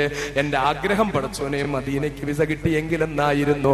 ഒരു ദിവസം വിസ വന്നപ്പോൾ മദീനയിലേക്കാണ് വിസ കിട്ടിയത്. പിന്നെ ഞാൻ താമസിച്ചില്ല, വളരെ പെട്ടെന്ന് ഞാൻ യാത്ര തിരിച്ച് ഞാൻ മദീനയിൽ വന്നു. അൽഹംദുലില്ലാഹ്, ഇന്ന് ഞാൻ റൗളാ ശരീഫിന്റെ തൊട്ടടുത്താ ജോലി ചെയ്യുന്നത്. എന്നും എനിക്ക് റൗളാ മസ്ജിദുൻ നബവിയിൽ വന്ന് നിസ്കരിക്കാൻ പറ്റുന്നുണ്ട്. ദിവസം 1 പ്രാവശ്യമെങ്കിലും റൗളയുടെ അടുത്ത് വന്ന് റസൂലുള്ളാഹിക്ക് സലാം പറയാൻ പറ്റുന്നുണ്ട്. എനിക്ക് ഈ ഭാഗ്യം കിട്ടിയത് സ്വലാത്ത് ചൊല്ലിയത് കൊണ്ടാ. ആ സ്വലാത്തിന് എന്നെ പ്രേരിപ്പിച്ചത് നിങ്ങളുടെ സീഡിയാ. എന്റെ പ്രിയപ്പെട്ട മക്കളെ, എന്റെ അനുജന്മാരെ, എത്ര ദൂരത്തുനിന്ന് ആ വണ്ടി ഞാൻ കണ്ടത്. എന്റെ വണ്ടി ഇങ്ങോട്ട് വരാൻ പറ്റാത്ത വണ്ണം റോഡ് ബ്ലോക്ക് ആയിരുന്ന വണ്ണം എല്ലാ വാഹനങ്ങളും തിങ്ങി നിറഞ്ഞ് പാലക്കാട് ജില്ലയുടെ അങ്ങേയറ്റത്തുള്ള ചെറുപ്പക്കാരെ വരെ ഞാൻ കണ്ടു വണ്ടിയിലിരുന്ന്. പാലക്കാട് നിന്നുള്ള ആളുകൾ ഉൾപ്പെടെ കോഴിക്കോട് നിന്നുള്ള ആളുകൾ ഉൾപ്പെടെ പ്രസംഗം കേൾക്കാൻ വന്നിട്ടുണ്ട്. എന്റെ പ്രിയപ്പെട്ട അനുജന്മാരോട് ഞാൻ പറയുകയാ, എന്റെ പ്രിയപ്പെട്ട സഹോദരങ്ങളോട് പറയുകയാ, ഈ രാത്രിയിൽ ഒരു തീരുമാനമെടുക്കുമോ? ഇത് തിങ്കളാഴ്ച രാവാ, ഇത് തിങ്കളാഴ്ച രാവാ. അള്ളാഹുവിന്റെ ഹബീബ് പറഞ്ഞത് തിങ്കളാഴ്ചയാ. ആ തിങ്കളാഴ്ചയുടെ തലേന്ന് രാത്രിയിൽ, ആ തിങ്കളാഴ്ച രാവിലാ നമ്മളുള്ളത്. ഇവിടെ ഇരുന്നു കൊണ്ടൊരു തീരുമാനം എടുക്കുമോ?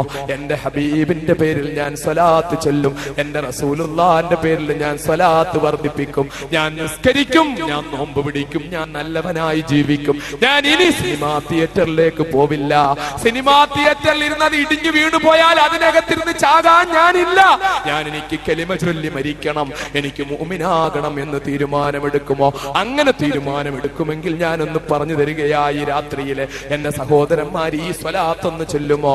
അല്ലാഹുമ്മ സ്വല്ലി അലാ സയ്യിദിനാ മുഹമ്മദിൻ വആലിഹി വസല്ലം. മഹാനായ അഷ്റഫുൽ ഖൽഖ് മുഹമ്മദ് മുസ്തഫ. പോര മക്കളെ, സ്വലാത്ത് ചൊല്ല് മുഹമ്മദ് മുസ്തഫ, മുഹമ്മദ് മുസ്തഫ, കരുണക്കടലായ മുഹമ്മദ് മുസ്തഫ, പ്രപഞ്ചത്തിന്റെ ഉടലായ മുഹമ്മദ് മുസ്തഫ, ലോകത്തെ കോടാനുകോടി വിശ്വാസികളുടെ മനസ്സാകുന്ന മാണിക്യ കൊട്ടാരത്തിലെ രാജകുമാരനായ മുഹമ്മദ് മുസ്തഫ, ലോകത്തെ മുഴുവൻ മർദ്ദിതരുടെയും വിമോചകനായ മുഹമ്മദ് മുസ്തഫ, ലോകത്തെ മുഴുവൻ പീഡിതരുടെയും വിമോചകനായ മുഹമ്മദ് മുസ്തഫ, മഹാനായ നമ്മുടെ ഓരോരുത്തരുടെയും ജീവന്റെ തുടിപ്പായ കാരണക്കാരനായ അഷ്റഫുൽ ഖൽഖ് മുഹമ്മദ് മുസ്തഫ, നമ്മളാക്കി മാറ്റിയ നമ്മുടെ ചങ്കിലെ ചോരയായ മുഹമ്മദ് മുസ്തഫ, ഹബീബിന്റെ പേരിൽ സ്വലാത്ത് ചൊല്ല്. ഈ സ്വലാത്ത് ഒന്ന് ചൊല്ലുമോ? മഹാനായ അനസ് റളിയല്ലാഹു അൻഹുവിന് അല്ലാഹുവിന്റെ ഹബീബ് മുഹമ്മദ് മുസ്തഫ സല്ലല്ലാഹു അലൈഹി വസല്ലം തങ്ങൾ കൊടുത്ത സ്വലാത്താ. അല്ലാഹുവിന്റെ അനസ് റളിയല്ലാഹു അൻഹു അല്ലാഹുവിന്റെ അടുക്കലേക്ക് പോയിട്ട് ചോദിക്കയാ, ഒരു ദിവസം ആരാ അനസ് റളിയല്ലാഹു അൻഹു? പെട്ടെന്ന് ഞാനൊന്ന് പറയുകയാ, സമയക്കുറയുണ്ടെങ്കിലും ഉമ്മു സുലൈം റളിയല്ലാഹു തആല അൻഹയെ അറിയില്ലേ? ഉമ്മു സുലൈമിന്റെ മകനാണ് അനസ്. ഉമ്മു സുലൈം ആരാണ്? ഉമ്മു സുലൈമിനെ കുറിച്ച് കേട്ടിട്ടുണ്ടാകുമല്ലോ. മദീനയിലെ ഏറ്റവും സുന്ദരിയായ പെണ്ണാണ്. എന്റെ ഉമ്മമാര് കേൾക്കേണ്ട ചരിത്രമാ, എന്റെ പെങ്ങന്മാര് കേൾക്കേണ്ട ചരിത്രമാ, കാതോർത്ത് കേൾക്കണേ. ഉമ്മു സുലൈം മദീനയിലെ ഏറ്റവും സുന്ദരിയായ പെണ്ണുങ്ങളിലൊന്നാ, ഏറ്റവും പ്രൗഢയായ പെണ്ണുങ്ങളിലൊന്ന, ഏറ്റവും കുടുംബിനിയായ പെണ്ണുങ്ങളിലൊന്ന, അള്ളാഹുവിന്റെ ഹബീബിനെ ജീവനേക്കാൾ സ്നേഹിക്കുന്ന പെണ്ണുങ്ങളാ ആ പ്രിയപ്പെട്ട ഉമ്മു സുലൈം റളിയല്ലാഹു തആല അൻഹ. അവരുടെ ഭർത്താവായിരുന്നു മാലിക് റളിയല്ലാഹു തആല അൻഹു. ആ മാലിക് റളിയല്ലാഹു തആല അൻഹു, ആ മാലിക് റളിയല്ലാഹു അൻഹു അല്ല, മാലിക് അനസ് റളിയല്ലാഹു അൻഹുവിന്റെ പിതാവായ മാലിക്. ആ മാലിക് മരണപ്പെട്ടപ്പോൾ ഉമ്മു സുലൈം വിധവയായി കഴിയുമ്പോൾ മദീനയിലെ പ്രമുഖരായ നിരവധി ആളുകൾ വന്നിട്ട് ഉമ്മു സുലൈമിനോട് ചോദിച്ചു, ഉമ്മു സുലൈമെ കല്യാണം കഴിച്ചോട്ടെ, അനുവദിക്കുമോ? പലരെ കൊണ്ടും സംസാരിപ്പിച്ചു ഉമ്മു സുലൈമിനെ കല്യാണം കഴിക്കാൻ. പക്ഷേ ഉമ്മു സുലൈം അനുവദിച്ചില്ല. ചോദിച്ചവരോടൊക്കെ പറഞ്ഞു, മാലിക്കുമൊത്തുള്ള ജീവിതം മതി, ഇനിയൊരു ജീവിതം ഞാൻ ആഗ്രഹിക്കുന്നില്ല, അതുകൊണ്ട് ഞാൻ വിധവയായി കഴിഞ്ഞോളാം. അങ്ങനെ ഇരിക്കുമ്പോഴാണ് അബൂ ത്വൽഹത്തുൽ അൻസാരി, മഹാനായ മഹദിയായ ഉമ്മു സുലൈമിനോട് വിവാഹാലോചന നടത്തുന്നത്. അബൂ തൽഹ ഇസ്ലാം സ്വീകരിച്ചിട്ടില്ല എന്ന് അബൂ തൽഹ വിവാഹാലോചന നടത്തുകയാ. അബൂ തൽഹ വന്ന് ചോദിച്ചപ്പോൾ ഉമ്മു സുലൈമിന്റെ ഹൃദയാന്തരാളങ്ങളിൽ ഒരു കൊള്ളിയാൻ മിന്നുകയുണ്ടായി. അബൂ തൽഹയാണ് കല്യാണാലോചന നടത്തുന്നത്. ഏറ്റവും വലിയ കർഷക പ്രമുഖനാണ് മദീനയിലെ. എത്ര ഏക്കർ എസ്റ്റേറ്റ് ഉള്ള ആളാണ്, ഈന്തപ്പനത്തോട്ടമുള്ള ആളാണ് ഇയാളത് മാത്രമല്ല, വളരെ കരുത്തനായ ചെറുപ്പക്കാരനാണ്, അയോധന പാടവമുള്ള ആളാണ്, ബുദ്ധിയുള്ള ആളാണ്, കഴിവുള്ള ആളാണ്, വലിയ കുടുംബത്തിലെ ആളാണ്. ഇയാള് വന്ന് കല്യാണാലോചന നടത്തിയപ്പോൾ ഉമ്മു സുലൈം പറയുകയാണ്, അബൂ തൽഹ, ഞാൻ നിങ്ങളെ വിവാഹം കഴിക്കാം, പക്ഷെ ഞാൻ ചോദിക്കുന്ന മഹർ നിങ്ങൾ എനിക്ക് തരുമോ? ഞാൻ ചോദിക്കുന്നത് നിങ്ങൾ എനിക്ക് മഹറായിട്ട് തരുമോ? മഹറായിട്ട് തരുമോ? ഉമ്മു സുലൈം എന്ത് മഹറാ ചോദിക്കുന്നതെന്നറിയില്ല അബൂ തൽഹയ്ക്ക്. അബൂ തൽഹ പറഞ്ഞു, നിങ്ങൾ ചോദിക്കുക, ഞാനൊന്ന് കേൾക്കട്ടെ, എന്റെ ഉമ്മമാര് ശ്രദ്ധിക്കണം. ഉമ്മു സുലൈം പറഞ്ഞത് എന്താന്നറിയോ? നിങ്ങളെ ഞാൻ കല്യാണം കഴിച്ചോളാം, കല്യാണം വേണ്ടെന്ന് തീരുമാനിച്ചവളാ, ഇനി കല്യാണത്തെ കുറിച്ച് ചിന്തിക്കാതിരുന്നതാ, പക്ഷേ നിങ്ങളെ ഞാൻ കല്യാണം കഴിച്ചോളാം. നിങ്ങളതിനു പകരം മഹറായിട്ട് നിങ്ങൾ വിശുദ്ധ ഇസ്ലാം ആശ്ലേഷിക്കുമോ? നിങ്ങൾ അള്ളാഹുവിന്റെ ഹബീബിന്റെ ഒരു യോദ്ധാവാകുമോ? ഹബീബായ നബിയുടെ യോദ്ധാവായിട്ട്, അവിടുത്തെയുടെ വലങ്കയ്യായിട്ട് നിങ്ങൾക്ക് നിൽക്കാൻ പറ്റുമോ? എന്നാൽ നിങ്ങളെ ഞാൻ വിവാഹം കഴിച്ചോളാം. വല്ലാത്ത ചോദ്യമാ ചോദിച്ചത്. കാക്കകാരണവന്മാർ തുടർന്നു വരുന്ന മതത്തെ ഒരു കല്യാണത്തിന് വേണ്ടി തള്ളിക്കളയണമെന്ന്, എന്ന് മാത്രമല്ല മുഹമ്മദിന്റെ യോദ്ധാവാകണമെന്ന്. എന്നാൽ ഉമ്മുസ് പറഞ്ഞപ്പോൾ അബൂ തൽഹ പറ്റില്ല എന്ന് പറഞ്ഞില്ല, ഞാനൊന്ന് ആലോചിച്ചിട്ട് പറയാമെന്ന് പറഞ്ഞു. ഉമ്മു സുലൈം ആവശ്യപ്പെട്ടത് എന്താ? മഹർ വേണോ എന്ന് പറഞ്ഞത് എനിക്ക് ഒരുപാട് സ്വർണം വേണോന്നല്ല, എനിക്ക് ഏക്കർ കണക്കിന് ഈന്തപ്പനത്തോട്ടം വേണമെന്നല്ല, എനിക്ക് മുന്തിരിത്തോട്ടം വേണമെന്നല്ല, എനിക്ക് ഒട്ടകക്കൂട്ടങ്ങളെ മഹർ വേണമെന്നല്ല. എന്റെ പ്രിയപ്പെട്ട ഉമ്മമാര് കേൾക്കണം കേട്ടോ, അള്ളാന്റെ റസൂലിന്റെ പടയാളിയാകാൻ പറ്റുമോ എന്നാ ചോദിച്ചത്. ഇസ്ലാമിന്റെ സന്ദേശം ഉൾക്കൊള്ളുമോ എന്നാ ചോദിച്ചത്. എന്റെ പ്രിയപ്പെട്ട സഹോദരിമാരോട് ഞാൻ പറയുകയാ, ഭർത്താക്കന്മാര് ഗൾഫ് നാടുകളിൽ പോയി കഷ്ടപ്പെടുന്ന സഹോദരിമാര്, ഭർത്താക്കന്മാർ അവിടെ നയിക്കുന്ന പണം, അവിടെ നിന്ന് വരുന്ന ഡ്രാഫ്റ്റും ചെക്കും മാറാൻ വേണ്ടി ബാഗും തൂക്കിയിട്ട് അങ്ങാടിയിലൂടെ നടക്കുന്ന സഹോദരിമാര്, ആ ഡ്രാഫ്റ്റും ചെക്കും മാറി കിട്ടുന്ന പൈസ കൊണ്ട് മൊബൈൽ ഫോൺ വാങ്ങുന്ന സഹോദരിമാര്, ആ മൊബൈൽ ഫോണിന് ആ പൈസ കൊണ്ട് ചാർജ് ചെയ്യുന്ന സഹോദരിമാര്, സഹോദരിമാര്, എന്നിട്ട് ആ മൊബൈൽ ഫോണിലൂടെ കാമുകന്മാരെ സൃഷ്ടിക്കുന്ന സഹോദരിമാര്.